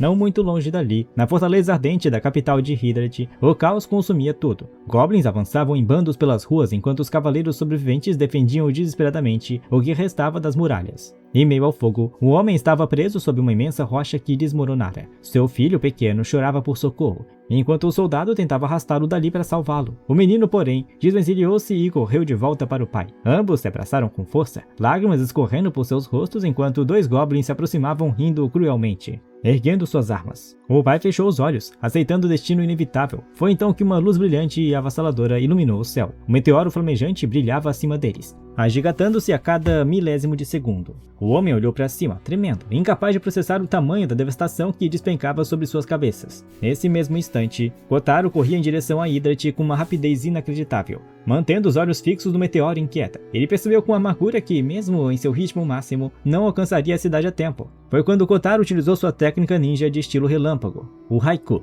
Uma descarga de eletricidade amarela irrompeu de seu corpo, envolvendo seus braços e pernas. Seus olhos faiscaram quando sua velocidade ultrapassou os limites humanos. O solo abaixo de seus pés rachou com o impacto do arranque, e ele disparou como um trovão vivo. Em uma fração de segundo, ele surgiu no centro de Hydrat. Os dois goblins sequer registraram sua aproximação, foram fatiados antes que pudessem piscar. Kotaro pousou com firmeza entre o pai e o filho, de costas para eles, servindo como um escudo humano. O homem o encarou incrédulo, incapaz de compreender o que acabara de presenciar. Sem hesitar, o ninja segurou a imensa rocha que prendia o homem e a ergueu sem esforço usando apenas um dos braços. Os olhos do pai regalaram-se em absoluto espanto. Seriam necessários 10 homens adultos apenas para mover aquela pedra. E ali estava aquele jovem, sustentando-a acima da cabeça como se não parecesse nada. Sustentando o peso, Kotaro deu-se conta de que havia ido a Hydrat em busca de Indri, mas sem perceber, acabará salvando a vida de inocentes no processo. Ele lembrou-se de tudo que a elfa lhe ensinara. Com um único movimento explosivo, ele arremessou a rocha colossal em direção aos céus, infundindo-a com sua energia elétrica. A rocha disparou para o alto como um raio, colidindo diretamente contra o meteoro em pleno ar. Uma explosão monumental sacudiu os céus, banhando toda a cidade com uma claridade ofuscante. Pai e filho assistiram a tudo paralisados, mal conseguindo acreditar que um ser humano pudesse deter um cataclismo daquela forma. Kotaro contemplou a poeira e o fogo se dissipou no ar e murmurou para si mesmo que Indri havia lhe ensinado muita coisa, e ele não estava mais sozinho como em sua vida passada. O homem resgatado olhou para ele, trêmulo, e sussurrou. Um novo herói finalmente surgiu. No topo das imensas muralhas de Hydrat, uma silhueta encapuzada permanecia de pé em silêncio, cercada por uma densa e pesada névoa mágica. Sussurrando as palavras de encantamento, a figura começou a tecer um feitiço complexo. No entanto, antes que a conjuração pudesse ser concluída, um clarão de eletricidade amarela materializou-se logo ao seu lado. "Pare com essa magia!" ordenou Kotaro com firmeza. A silhueta encapuzada congelou. Ali, envolta em faíscas de eletricidade, estava o ninja, e sob o capuz revelou-se Indri. Ela tremia e chorava copiosamente. Suas memórias sobre Kotaro permaneciam intactas, mas uma torrente de ódio e sofrimento parecia transbordar de sua alma. Ela confessou, com a voz embargada, que não conseguia conter o rancor que sentia pelos humanos. Disse que precisava exterminar todos eles, do contrário eles voltariam a feri-la. Ela temia poder perder a sanidade por completo caso não eliminasse a humanidade de uma vez. Kotaro observou a cena com pesar e compreendeu a situação. Um selo rúnico brilhava fracamente no pescoço de Indri, distorcendo suas emoções e forçando-a a agir consumida pela raiva. Ele deu um passo à frente com calma. "Pare!" gritou a elfa. "Me aviso. Se alguém tentar me impedir, terá de me matar." Erguendo as mãos aos céus, ela bradou. "Bete Kyuru, Alaramiki Inferno! Aniquilação!" Uma torrente avassaladora de chamas cortou a muralha, incinerando tudo em seu rastro. Kotaro desapareceu no ar, ressurgindo logo atrás dela. Indri girou o corpo rapidamente e disparou outra rajada mágica. O impacto destruiu o local onde ele estava, mas o ninja caminhou livremente através da fumaça, com um olhar calmo e inabalável. Ele finalmente teve a certeza. As palavras que Indri pronunciava não vinham de sua própria vontade. O selo havia corrompido seu coração. Aproximando-se ainda mais, Kotaro sussurrou em agradecimento por tudo o que ela havia feito por ele e a envolveu em um abraço apertado. Indri paralisou, com o corpo tremendo, e uma única lágrima escorreu por seu rosto. Nesse instante, uma lâmina negra e demoníaca atravessou o peito de ambos pelas costas. O sangue espirrou sobre o piso de pedra da muralha. O agressor era Arslan, um antigo herói que agora servia como o segundo general das Forças Sombrias. Logo ao seu lado estava Miria. Seus olhos brilhavam em um tom vermelho artificial e aterrorizante. Kotaro cerrou os dentes, faíscas de eletricidade estalando em seus dedos. Técnica ninja de corte de membros. Mas Arslan esquivou-se com uma rapidez sobre-humana, fazendo com que o golpe de Kotaro estilhaçasse o piso de pedra da muralha. O ninja estreitou os olhos. Ele não detectou nenhuma intenção de matar ou emoção vinda dos dois atacantes. Seus movimentos eram vazios, idênticos ao de marionetes sem alma. Arslan permaneceu ao lado de Indri, exibindo um sorriso de escárnio e elogiando a resistência de Kotaro por continuar de pé mesmo após sofrer um ferimento tão grave. Indri pressionou a mão contra o peito e ativou seu feitiço de recuperação total, fazendo com que seu ferimento desaparecesse em um instante. Arslan ergueu uma espada novamente, jurando eliminar cada humano em Idret. Miria avançou em seguida, transformando sua lâmina em um borrão metálico de ataques rápidos. Kotaro desapareceu, ressurgindo atrás dela com facilidade enquanto o golpe cortava apenas o vento. Mais uma vez, ele não sentia nenhuma vontade genuína de lutar naqueles movimentos, apenas uma força mecânica. Fechando os olhos e respirando fundo, o jovem ninja ativou sua técnica de regeneração. Em poucos segundos, os cortes profundos em seu corpo fecharam-se por completo, sem deixar marcas. Arslan observou a cena intrigado, perguntando que tipo de magia era aquela. Isso não é magia e muito menos um milagre, respondeu Kotaro com frieza. É o resultado de um treinamento árduo que despoja você de tudo o que você é. Apenas aqueles que preservam a sanidade conseguem dominá-lo. O sorriso do antigo herói aumentou. A convicção e o propósito também fizeram diferença, comentou Arslan. Kotaro assentiu de leve, lembrando-se de sua vida passada e de seus antigos companheiros. Meu único propósito aqui é salvar a Indri. Se vocês ficarem no meu caminho, eu vou eliminá-los. Então mostre-me do que é capaz, Salvador. Desafiou Arslan, gargalhando. Técnica ninja do fogo fantasma. Bradou Kotaro. Chamas azuis irromperam de sua lâmina enquanto ele colidia contra Arslan no ar. O aço chocando-se contra a magia negra do general em meio a uma chuva de faíscas. Sua força é incomum, sem assinatura de mana. Quem é você de verdade? Gritou Arslan em meio ao embate. Antes que Kotaro pudesse responder, Miria desferiu um corte rápido que arrancou o sangue de seu ombro. Desista, disse ela com frieza. Você não pode vencer nós dois ao mesmo tempo. Uma imensa bola de fogo disparou por Indri e avançou na direção do ninja. A expressão de Kotaro endureceu. Foi então que ele compreendeu a real situação. Nenhum deles queria de fato eliminá-lo. Seus ataques não carregavam ódio, apenas desespero. Eles lutavam com todas as forças para obrigar Kotaro a matá-los, pois, para eles, a morte representava a única liberdade possível daquela escravidão. Eles queriam que o ninja pusesse um fim ao sofrimento de suas almas. Enquanto isso, Arslan surgiu novamente atrás de Kotaro, desfechando um golpe descendente com toda a sua força, liberando uma torrente de energia sombria. O ninja ergueu o braço, envolvendo-o em chamas através de seu ninjutsu de fogo. Os dois ataques colidiram com violência, equilibrando perfeitamente a luz do fogo e a escuridão da magia negra. Arslan soltou uma gargalhada genuína de contentamento, comentando que estava imensamente feliz por ter esperado tanto tempo por um oponente à sua altura. No entanto, no fundo de sua alma, Arslan não lutava pela vitória. Ele buscava apenas alguém forte o suficiente para finalmente derrotá-lo. Há muito tempo, quando Arslan e seu grupo de heróis derrotaram o antigo Lorde Demônio, todo o reino celebrou o feito histórico daqueles guerreiros. O povo os chamava de lendas e heróis da luz. No entanto, o tempo passou e Arslan envelheceu. Quando ele caminhava pelas ruas da capital, as pessoas já o não reconheciam mais. Chamavam-no de mendigo e de velho inconveniente, esquecendo-se por completo de que um dia ele salvara suas vidas. Arslan cerrava os dentes ao recordar-se daqueles tempos de ingratidão. Ele continuava observando o mundo das sombras, sabendo que uma nova ameaça eventualmente surgiria. Quando escutou o relato de uma criança sobre a aparição de um monstro terrível no continente ocidental, ele partiu imediatamente sem hesitar, crente de que aquele era o seu dever como herói. Porém, ao alcançar o local, deparou-se com o atual Lorde Demônio. No combate que se surgiu, Arslan foi completamente subjugado. Foi naquele momento que o selo do pacto foi gravado em seu pescoço. A partir dali, sua consciência começou a se esvair. Seu corpo passou a obedecer cegamente às ordens do Lorde Demônio, forçando-o a exterminar os humanos contra sua vontade. Sua alma foi consumida pela dor. No fundo de seu ser, ele odiava a si mesmo por ter perdido o controle e ser tornado um monstro. Ele passou a acreditar que a própria humanidade que salvara no passado o havia traído, e com este pensamento, sentiu que já não merecia o título de herói. Agora, Arslan lutava com o último desejo, ser libertado daquela agonia. Ele queria que Kotaro o matasse para pôr um fim ao seu sofrimento. E Indri e Miria compartilhavam do mesmo anseio. Ambas desejavam que o ninja interrompesse suas vidas antes que pudessem causar mais dor aos outros inocentes. Aslade rugiu e saltou novamente, atacando com toda a força. Kotaro, mantendo-se firme na defesa, buscava desesperadamente uma alternativa. Ele recusava-se a eliminá-los, mas sabia que localizar o paradeiro do Lorde Demônio para quebrar os selos à força seria quase impossível naquele momento. Cerrando os dentes, Kotaro tomou sua decisão. Ele começou a canalizar a energia de uma das 12 artes proibidas do clã Fuma. Uma imensa descarga de poder irrompeu sob seus pés, colunas de fogo azul erguendo-se em direção aos céus, enquanto a muralha de pedra rachava ao redor. Quando o clarão dissipou-se, Kotaro revelou-se cercado por uma espiral de chamas intensas, com os olhos brilhando em um vermelho vivo. Aquele poder superava de longe o ninjutsu comum de fogo fantasma. Tratava-se de uma das técnicas proibidas de nível mais elevado. O impacto da onda de choque deixou Indri e Maria inconscientes no chão. Foi então que uma voz profunda e sombria coou pelo ar. Era o atual Lorde Demônio, chamando seus generais de inúteis. Ele ordenou friamente que todos eles perecessem ali mesmo. Os selos nos pescoços de Indri e Miria começaram a brilhar intensamente, apertando-se como correntes de ferro. Indri começou a sufocar, perdendo as forças rapidamente conforme sua vida era drenada pelo pacto. Kotaro correu em sua direção com o peito apertado. Indri olhou para ele com dificuldade e abriu um sorriso fraco, agradecendo por ele ter vindo salvá-la. O ninja estagnou por um instante, com a mente trabalhando a 1000 por hora. Ele recusava-se a acreditar que aquele desfecho trágico estava acontecendo e tentava encontrar uma saída para reverter a situação. Ele queria reverter aquela maldição. Foi quando uma lembrança de sua infância recente veio à tona. O momento em que, ainda um bebê, estivera nos braços de Indri e testemunhara o feitiço de purificação que ela usara na fada elfa. Kotaro traçou rapidamente os selos com as mãos e sussurrou o nome da magia. Estigma sagrado do gelo. Um imenso círculo mágico de tom azul, brilhante, materializou-se sob seus pés, e expandindo-se rapidamente pela muralha com uma luz divina intensa.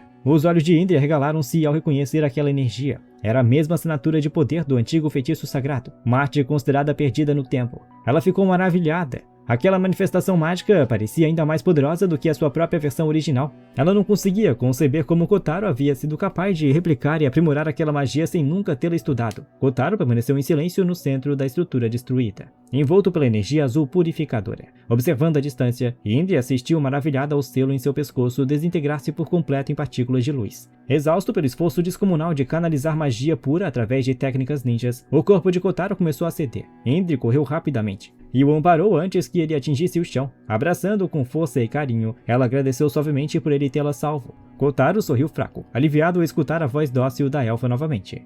Ele comentou que apenas tentara imitar o feitiço que ela usara anteriormente na floresta, e expressou alívio por ter funcionado. Indri sorriu de volta, admitindo que nunca tinha visto uma magia tão impressionante, explicando que as técnicas ninjas de Kotaro haviam amplificado a essência do feitiço, criando uma fusão perfeita de ninjutsu e magia elemental. Perto dali, Miria também recuperou a consciência, livre da influência do pacto. Ela percebeu que o rancor artificial que sentia pelos humanos havia desaparecido por completo. Com um sorriso radiante, ela elogiou a força extraordinária de Kotaro e declarou com orgulho que, a partir daquele dia, ele seria o novo líder militar de Hydrat. No entanto, no milésimo de segundo seguinte, Kotaro surgiu sobre a cabeça de Miria, agarrando-se novamente às suas orelhas felinas. O toque inesperado fez a guerreira corar de vergonha e soltar uma risadinha involuntária. Constrangida por quebrar sua postura séria, ela rapidamente o afastou com um tapa leve, chamando-o de atrevido. À distância, Aslade observava a cena com um sorriso nostálgico no rosto. Seu corpo, porém, já havia começado a se desintegrar em feixes de luz pura, pois o feitiço de liberação havia quebrado o pacto que sustentava sua vida artificial. Com a voz serena, ele declarou que Fuma Kotaro era a nova esperança daquele mundo, e pediu para que Indri e Miria guiassem os passos do jovem no futuro. Ele expressou a certeza de que, com Kotaro liderando o caminho, eles seriam capazes de superar o atual Lorde Demônio e talvez até mesmo o Deus Demônio. Enquanto seu corpo continuava a desaparecer em partículas luminosas, Aslade lamentou em um murmúrio por ter falhado em cumprir seu papel de herói no passado, mas demonstrou fé de que Kotaro alcançaria o sucesso onde ele havia falhado. De repente, Indri surgiu diante dele. Aproximou-se com ternura e depois depositou um beijo suave em sua testa. Ela disse que ele havia feito um excelente trabalho e que havia sido um herói esplêndido, pedindo para que ele finalmente descansasse em paz. Ao escutar aquelas doces palavras de sua antiga companheira, Aslade sorriu pacificamente enquanto memórias felizes de sua juventude inundavam sua mente. Recordações dos dias alegres em que viajara pelo mundo ao lado de seus amigos. Seu corpo então desintegrou-se por completo, deixando para trás apenas sua espada fincada no solo como testemunho de sua jornada. Miria inclinou a cabeça com respeito e murmurou com solenidade que eles voltariam a se encontrar com Aslade na próxima vida. Kotaro, com um semblante sério, virou-se para Indri e pediu que ela lhe ensinasse absolutamente todos os feitiços e segredos mágicos que conhecia como a Grande Sábia. Pouco tempo depois, a população de Hydrat reuniu-se na praça central da cidade. As pessoas conversavam maravilhadas sobre Kotaro. o jovem que havia destruído o meteoro, aniquilado os goblins e trazido Indri e Miria de volta à razão. A multidão clamava seu nome em uníssono, celebrando-o como o salvador deles. Kotaro sentiu as bochechas corarem de leve e olhou sem jeito para Indri, que apenas retribuiu com um sorriso terno e acolhedor. À distância, Maeli assistia a tudo discretamente. Oculta entre a multidão também estava Servini, observando Kotaro em silêncio antes de desaparecer na névoa da cidade. Subitamente, o garotinho que Kotaro havia resgatado correu em sua direção e o abraçou com força, agradecendo ao fundo do coração por ter protegido a ele e ao seu pai. Kotaro olhou para a criança e depois para o homem, sentindo um calor inédito invadir seu peito. Um desejo genuíno de proteger os mais fracos. Ele abriu um sorriso dócil, dando-se conta de que, graças a Indri, ele finalmente compreendia o que significava lutar de verdade por alguém. Longe dali, no topo das nuvens, um pequeno dragão observava a celebração em silêncio. A criatura murmurou com curiosidade que Fuma Kotaro era de fato um jovem fascinante, dotado tanto para as artes ninjas quanto para a magia pura. O dragão sentia-se satisfeito por tê-lo escolhido como portador daquela nova chance, embora ainda se questionasse se ele seria verdadeiramente capaz de derrotar o temido Lorde Demônios Jura. 6 meses se passaram. Uma silhueta solitária caminhava pelas planícies áridas e devastadas do continente. De repente, um demônio colossal, uma criatura grotesca com traços de orc, lagarto e javali, empunhando uma imensa espada, barrou seu caminho. O monstro rugiu, dizendo que precisava devorar mais carne humana para se fortalecer. No entanto, antes mesmo que a criatura pudesse esboçar um golpe, seu corpo foi fatiado de forma limpa em um único movimento. A figura permaneceu imóvel, com sangue do oponente escorrendo pela lâmina de sua espada. Seu nome era Jeanne Dark. Outra alma reencarnada naquele mundo, assim como Kotaro e Maeli. Ela era uma necromante devota, detentora de uma fé inabalável nas divindades, que empunhava uma espada amaldiçoada capaz de evoluir ao consumir o sangue de seus oponentes. Alto no céu, um Pégaso observava a guerreira. A criatura mística sussurrou que Jeanne era também um ser extraordinário, comparável ao próprio Kotaro, e demonstrou entusiasmo por ver até onde aqueles reencarnados conseguiam evoluir. Enquanto Jeanne fitava o firmamento, um círculo mágico brilhante se projetou no ar. De dentro dele, emergiu um dragão colossal de 2 cabeças, e flutuando entre os pescoços da besta, revelou-se o terceiro general da Força Sombria, Igni. Jeanne o encarou com os olhos calmos e compenetrados. Igni sorriu com desdém e comentou que ela era belíssima, exatamente do tipo que ele gostava, declarando que ela seria um excelente brinquedo para testar seu novo poder. Concentrando energia em uma pequena esfera luminosa, ele disparou contra a guerreira, bradando o nome de seu feitiço de nível divino, Belial Hero. Explosão do inferno. Jeanne sequer se moveu. Com um único e veloz saque de sua espada divina, ela liberou um feixe de luz dourada que cortou os dragões ao meio instantaneamente. Igni urrou de fúria, acusando-a de trapaça por botar uma arma de rank SSS exclusiva de reencarnados. Mas antes que ele pudesse contra-atacar, a lâmina de Jeanne moveu-se novamente, fatiando o general e suas feras de uma só vez. Como serva das divindades, eu purificarei todo o mal, declarou ela com serenidade. Mesmo com a cabeça decepada, o corpo de Igni começou a se tremer enquanto uma aura sombria e violenta irrompia de seus restos. Ele gritou o nome de seu feitiço de morte instantânea, Zeral. Uma onda de energia letal avançou em direção à guerreira. Contudo, antes que o feitiço a atingisse, Kotaro materializou-se diante dela, erguendo uma barreira mágica que conteve o impacto por completo. Os olhos de Igni arregalaram-se em descrença. Nenhuma barreira comum deveria ser capaz de anular uma maldição ancestral da linhagem dos dragões demoníacos. Jeanne olhou para o jovem surpresa, mas ele já havia desaparecido de sua vista. No instante seguinte, Igni congelou de pavor. Sua própria maldição de morte instantânea havia sido voltada contra ele. Kotaro havia fundido a essência da magia negra ao seu próprio ninjutsu, e em uma fração de segundo, a cabeça do general desintegrou-se. Em uma explosão de luz, Kotaro permaneceu de pé em silêncio, com um olhar gélido e determinado. Ele sussurrou que libertaria aquele mundo da opressão. Agora, restavam apenas 2 generais de elite. Jeanne aproximou-se do jovem com uma postura firme e olhos afiados, perguntando quem era ele e como pretendia acabar com a dominação que assolava as terras. Kotaro a encarou com confiança e respondeu de forma simples: "É fácil. Eu só preciso eliminar aqueles que tentam subjugar os outros. Todas as criaturas merecem ser livres, e isso inclui a mim também." Em seguida, o ninja perguntou se ela também era uma reencarnada, comentando que podia ver em seus olhos que ela já tinha testemunhado a vida e a morte por incontáveis vezes. Talvez até mais do que ele. Jeanne desconversou, afirmando apenas que fora convocada àquele mundo para aplicar o julgamento divino e purificar a terra como uma serva das divindades. Ela perguntou se Kotaro também havia sido escolhido e enviado por alguma entidade sagrada. O ninja deu de ombros, respondendo que que não entendia muito bem essas questões. Explicou que já havia cruzado o caminho de outros reencarnados e que todos eles superavam os limites humanos à sua própria maneira, agindo como verdadeiros prodígios. Ginny questionou se a entidade que os trouxera àquele mundo seria o próprio Criador. Kotaro respondeu que poderia ser uma divindade, o próprio Buda, ou qualquer outra força, mas aquilo não importava. Quem quer que tentasse dominar a vida dos outros jamais teria sido perdoado por suas lâminas. Enquanto isso, nos limites de um território desolado em uma ruína, uma figura solitária descansava sobre os escombros. Diante dela estava a criatura grotesca conhecida como Slime, o líder absoluto dos 10 generais de elite. O monstro manifestou-se com entusiasmo, dizendo que finalmente havia encontrado a pessoa que tanto desejava conhecer, alegando que tinha perguntas cruciais a fazer. O homem diante dele, o primeiro reencarnado daquele mundo, e o lendário primeiro Fuma Kotaro, olhou para a criatura com total indiferença e ordenou que ela saísse de seu caminho, pois não tinha interesse em suas palavras. O Slime soltou uma risada nervosa, vangloriando-se de ser o mais poderoso entre os 10 generais e afirmando que desejava ver o primeiro Fuma enfrentar alguém ainda mais forte em seu lugar. No entanto, o olhar do primeiro Fuma tornou-se extremamente afiado, emanando uma intenção de matar tão avassaladora que fez o Slime paralisar de puro pavor. "Você está tentando me dar ordens?" perguntou o primeiro Fuma com a voz gélida. Aterrorizado, o Slime gaguejou um pedido de desculpas e começou a recuar lentamente. Porém, mesmo com medo, a criatura soltou uma risada debochada, admitindo estar impressionada com aquela sede de sangue. Proclamando-se o ápice da raça demoníaca, o monstro começou a entoar um cântico místico. O Slime conjurou os feitiços mais poderosos dos 4 elementos fundamentais: fogo, água, vento e terra, fundindo-os em uma única descarga catastrófica direcionada contra o primeiro Fuma.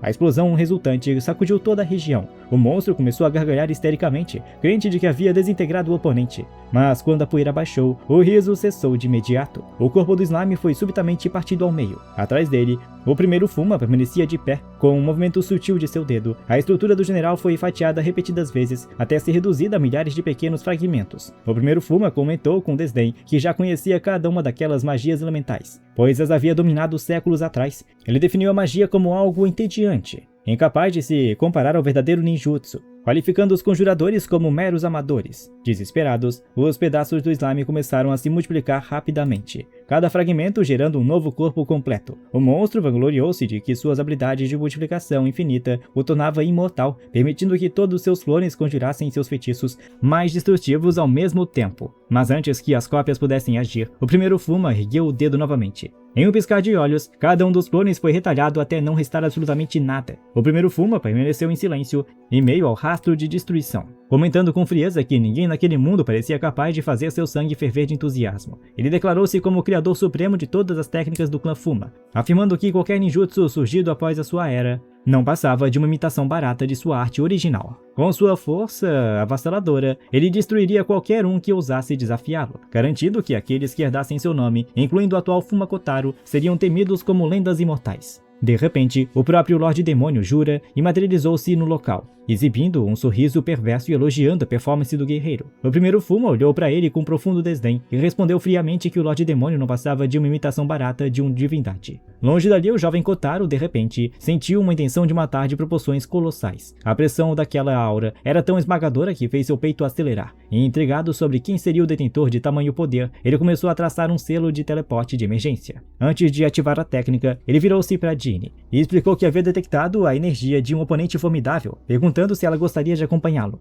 Ginny o encarou com serenidade e recusou o convite, alertando que no próximo encontro deles, eles poderiam muito bem estar em lados opostos de uma batalha. Mesmo assim, ela agradeceu por ele ter salvo sua vida e prometeu saldar aquela dívida no futuro. Kotaro abriu um sorriso largo, garantiu que eles se veriam novamente e ativou seu ninjutsu de teleporte. Em um piscar de olhos, ele desapareceu e ressurgiu nos limites do mundo destruído, exatamente onde a terrível intenção assassina tinha origem. Diante de seus olhos, abria-se um combate de proporções épicas entre 3 forças: o primeiro Fuma, o Lorde Demônio Jura e o General Zenova. Zenova desembaiou sua espada e avançou contra o primeiro Fuma, utilizando sua técnica de lâmina de luz encadeada. Contudo, o primeiro Fuma bloqueou cada um dos golpes rápidos utilizando apenas a ponta de seu dedo. À distância, Kotaro assistia tudo maravilhado e perplexo ao ver outro indivíduo utilizando com maestria as técnicas de ninjutsu de seu clã. O Lorde Demônio gargalhou, comentando que o primeiro Fuma superava todas suas expectativas e que as emoções sombrias adormecidas em seu peito eram admiráveis.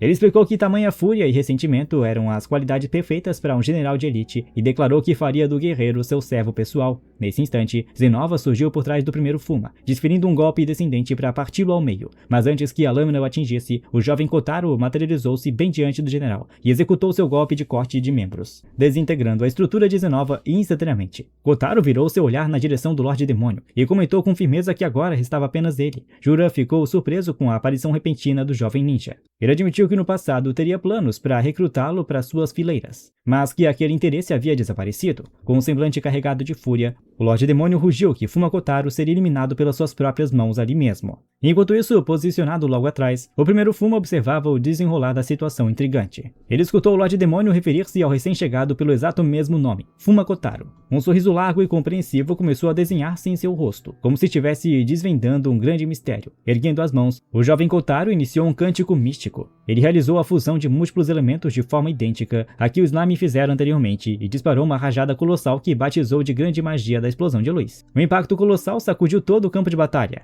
No entanto, o Lorde Demônio emergiu do clarão sem sofrer qualquer dano, expressando apenas surpresa pelo fato de o jovem ninja também dominar as artes da magia de alto nível. Ele achou a tentativa divertida, mas pontuou que o feitiço era inútil contra ele. Kotaro manteve a calma e admitiu que já esperava por aquele resultado, explicando que magias elementais comuns de fato não surtiriam efeito contra uma divindade ou um semideus como Jura. Ele comentou que havia realizado o ataque apenas para confirmar sua teoria. O Lorde Demônio sorriu de canto, mantendo o foco de sua atenção no primeiro Fuma, sem qualquer aviso. O jovem Kotaro desferiu um corte sutil em seu próprio pescoço com a ponta dos dedos. O sangue que jorrou do ferimento endureceu instantaneamente e espalhou-se por toda a extensão de seu corpo, moldando uma armadura carmesim brilhante. Ele chamou a técnica de armadura de sangue Shigai, uma arte ninja avançada que utilizava o sangue coagulado como proteção de alta resistência. Kotaro encarou o Lorde Demônio e declarou que em um combate real, ele o derrotaria utilizando puramente suas artes ninjas, qualificando o oponente como um experimento imperfeito de divindade. Enfurecido pelo insulto, Jura gritou que um dia seria reconhecido como um deus supremo por todo o universo e que reunira os demônios mais poderosos apenas para provar sua soberania. Rugindo de raiva, ele avançou, proclamando-se o único governante legítimo daquela terra. O Lorde Demônio ativou sua técnica de selamento do pacto, tentando subjugar o primeiro Fuma para forçá-lo a atacar o jovem Kotaro. A runa do selo surgiu no pescoço do primeiro Fuma, mas com um simples movimento de seu dedo, o guerreiro desintegrou a marca instantaneamente. Jura arregalou os olhos em absoluta descrença, incapaz de compreender como sua magia de controle havia falhado tão rápido. O jovem Kotaro sorriu com um escárnio e comentou que suas técnicas de controle mental baratas jamais surtiriam efeito contra um verdadeiro mestre ninja. Bramando de fúria, o Lorde Demônio conjurou mãos colossais de pedra e energia que se estenderam pelo horizonte. Conforme sua raiva aumentava, sua estrutura física expandiu-se, transformando-se em uma besta demoníaca gigantesca. Tanto o jovem Kotaro quanto o primeiro Fuma esquivaram-se dos ataques colossais com extrema agilidade. O primeiro Fuma sorria de canto, acompanhando com profundo interesse a precisão dos movimentos de seu sucessor. Concentrando uma imensa quantidade de energia mágica em sua bocarra, o imenso Lorde Demônio disparou uma rajada devastadora diretamente contra o jovem Kotaro. À distância, oculta entre as rochas, a guerreira Serafina acompanhava o desenrolar daquele confronto destrutivo. A imensa mão do Lorde Demônio tentou esmagar o ninja novamente, mas Kotaro caminhou tranquilamente pelos escombros, sem demonstrar hesitação. Ele declarou que enquanto sua armadura de sangue estivesse ativa, mesmo os impactos de força total daquela besta seriam incapazes de feri-lo. Neste instante, Kotaro notou algo curioso. O primeiro Fuma estava rindo abertamente. No milésimo de segundo seguinte, o lendário ancestral também ativou sua primeira armadura de sangue, cobrindo seu corpo com a mesma couraça escarlate. Kotaro paralisou por um breve instante, perguntando-se como ele podia conhecer aquela técnica avançada, visto que ela deveria ser um segredo absoluto transmitido apenas para os líderes selecionados do clã Fuma. Ao ver seus oponentes totalmente ilesos e zombando de suas investidas, a fúria do Lorde Demônio atingiu proporções colossais. Com um rugido ensurdecedor que sacudiu as fundações do próprio continente, ele fez com que imensos espinhos afiados de pedra e energia, completamente negras, envolvessem violentamente de todo o solo ao redor. Kotaro esquivou-se com extrema facilidade das investidas caóticas de Jura. Com um tom provocativo, ele ironizou a fama do Lorde Demônio, questionando se era mesmo verdade que tudo que ele tocava se quebrava. E emendou com um sorriso de escárnio que seria melhor acabar com aquilo de uma vez por todas. O Lorde Demônio desferiu outro ataque massivo. A investida colidiu diretamente contra o jovem, e o corpo de Kotaro começou a se decompor e apodrecer instantaneamente. No entanto, aquilo era apenas mais uma ilusão. A armadilha clássica de Genjutsu, o Kotaro real, materializou-se em outra posição, com o corpo brilhando intensamente ao ativar seu ninjutsu de estilo relâmpago, o Haiku. Acelerar a velocidade de um trovão o colocou, em uma fração de segundo, bem acima da cabeça do gigantesco oponente. O Lorde Demônio olhou para cima com os dentes cerrados, exigindo saber quem ele era de verdade, acusando-o de portar a força de uma divindade. Kotaro respondeu com serenidade: "Eu sou apenas um humano." Fuma Kotaro, trincando os dentes com ódio. O Lorde Demônio bradou que os seres humanos não passavam de meros brinquedos moldados para o entretenimento dos deuses. Como resposta, Kotaro estendeu o braço em sua direção e ativou uma das 12 artes proibidas, o Fumadan. Com o estalar dos dedos, ele liberou uma onda de choque de vento tão cortante e violenta que atravessou a estrutura do Lorde Demônio e abriu uma intensa fenda no próprio limite daquele território. A força do impacto foi tão descomunal que o solo abaixo deles colapsou por completo, fazendo com que ambos despencassem em direção ao abismo desconhecido. Ao atingirem o fundo da fenda, Kotaro deu-se conta de que havia um mundo inteiramente novo sob a superfície da Terra. Um território sombrio, repleto de ossadas gigantescas de feras pré-históricas espalhadas pelo chão. Neste novo cenário, o Lorde Demônio sofreu mais uma mutação. Sua forma colossal encolheu, transformando-se em uma criatura de pele cinzenta, com um único olho imenso no centro da face. Erguendo a voz com uma autoridade sobrenatural, ele ordenou: "Ajoelhe-se!"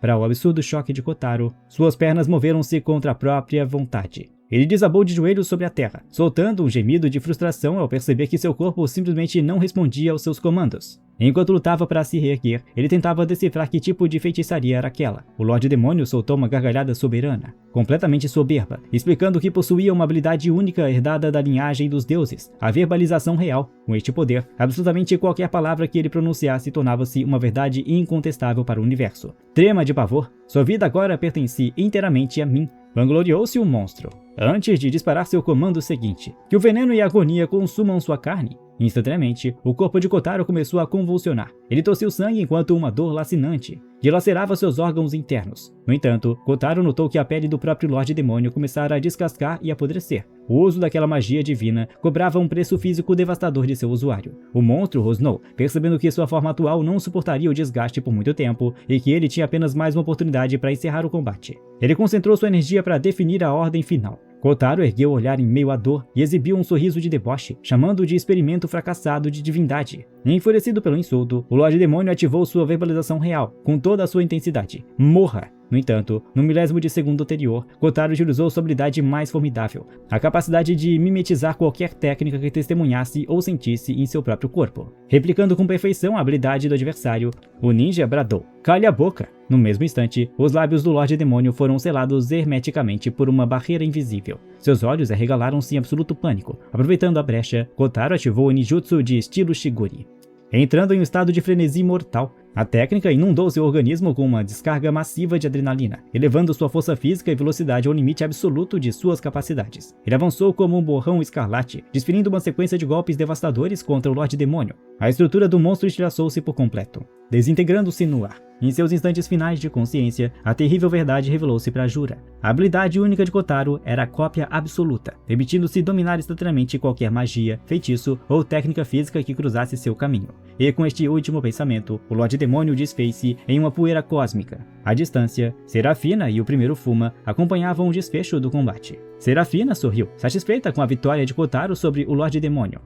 O primeiro Fuma, por sua vez, finalmente teve a confirmação de que o jovem era de fato o quinto líder de seu clã, aquele que herdara seu nome de batismo através das eras. Ele achou Kotaro uma figura fascinante. Kotaro contemplou o céu e comentou com doçura que, com a queda de Jura, o mundo da superfície finalmente se tornaria um lugar pacífico onde Indri poderia viver com tranquilidade e voltar a sorrir. No entanto, Serafina interveio, argumentando que aquele desejo era uma ilusão total. Ela apontou que os conflitos sempre semeavam um rancor e que o ciclo de ódio nunca teria fim, visto que as eliminações de um inimigo não resolveriam o problema do mundo. Kotaro virou-se para ela e respondeu com seriedade: "Você está compreendendo as coisas de forma errada. Eu já conheço essa verdade muito bem. Mesmo em meu mundo original, as guerras nunca cessaram. Eu não luto para salvar o mundo ou estabelecer a paz. Eu simplesmente detesto aqueles que tentam subjugar os outros. É apenas isso." Ouvindo a declaração, o primeiro Fuma começou a gargalhar baixinho. Ele admitiu que passara a gostar ainda mais do jovem após aquela resposta, afirmando que aquela era exatamente a postura que se esperava de um verdadeiro ninja.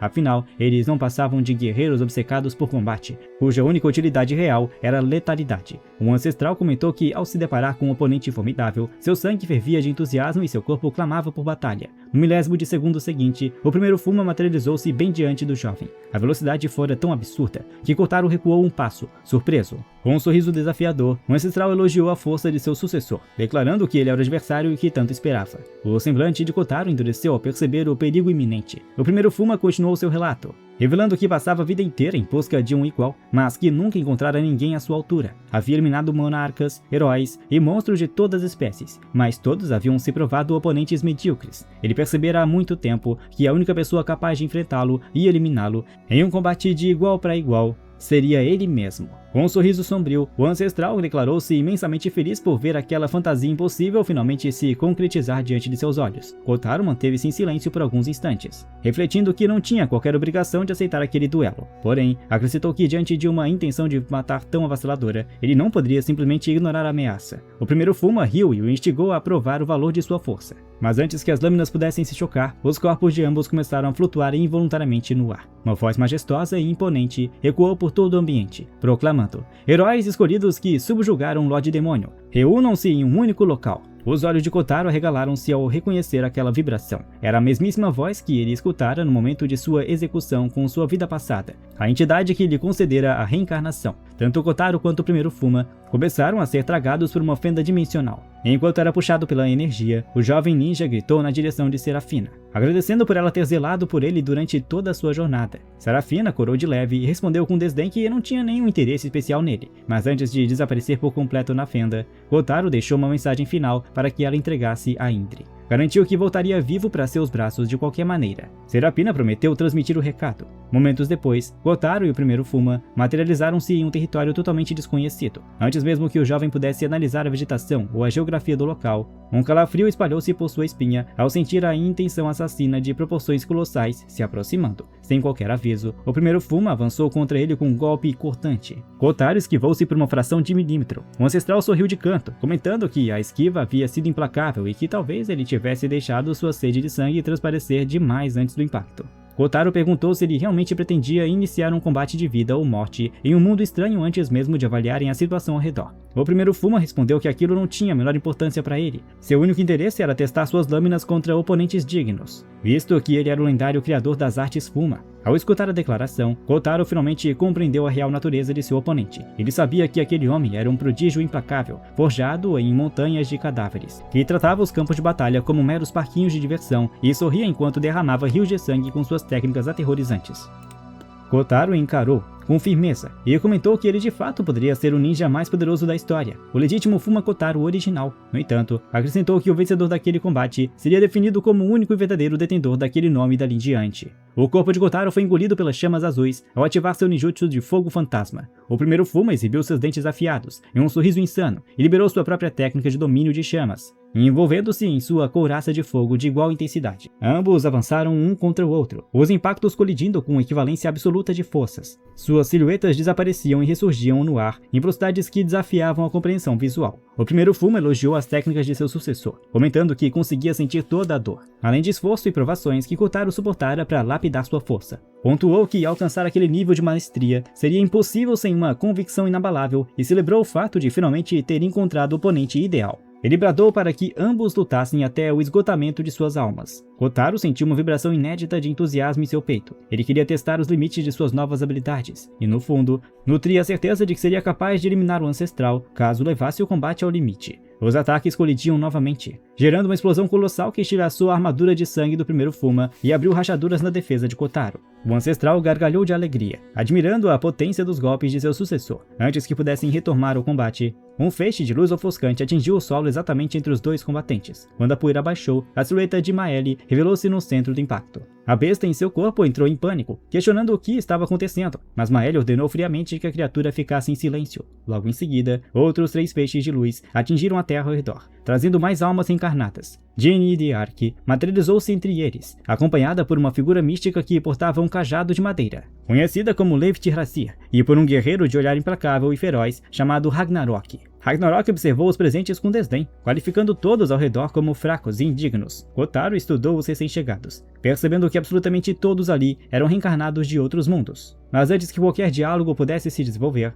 novas colunas de luz divina irromperam dos céus. trazendo dezenas de outros guerreiros extraordinários de diferentes dimensões. A pressão espiritual acumulada naquele local era diferente de tudo o que Kotaro já havia experimentado. Ragnarok zombou da chegada dos novos oponentes, enquanto Jinni questionou as reais intenções das divindades, argumentando que a presença de uma única serva como ela deveria ter sido suficiente para cumprir os desígnios sagrados. A besta no corpo de Maëlle salivou de fome, celebrando a chegada de tantas presas apetitosas. O primeiro Fuma irritou-se com a interrupção de seu duelo de vida ou morte, mas o solo começou a tremer com violência sob seus pés, uma criatura colossal de aparência grotesca, repleta de tentáculos imensos e ostentando um semblante humano retorcido no centro de sua estrutura, emergiu das profundezas da terra. Kotaro entrou em posição de guarda ao sentir a imensão da energia que emanava daquele ser. Uma das ramificações da criatura pronunciou-se, chamando os presentes de heróis lendários que haviam aniquilado as forças sombrias de suas respectivas dimensões. A besta declarou que os combates que eles haviam travado haviam sido esplêndidos, mas que as divindades e a grande árvore do mundo clamavam por ainda mais sangue para sustentar a existência. A criatura explicou que aquele território místico funcionava como as ramificações que conectavam todos os universos existentes, o tronco que sustentava e unia a estrutura da árvore do mundo,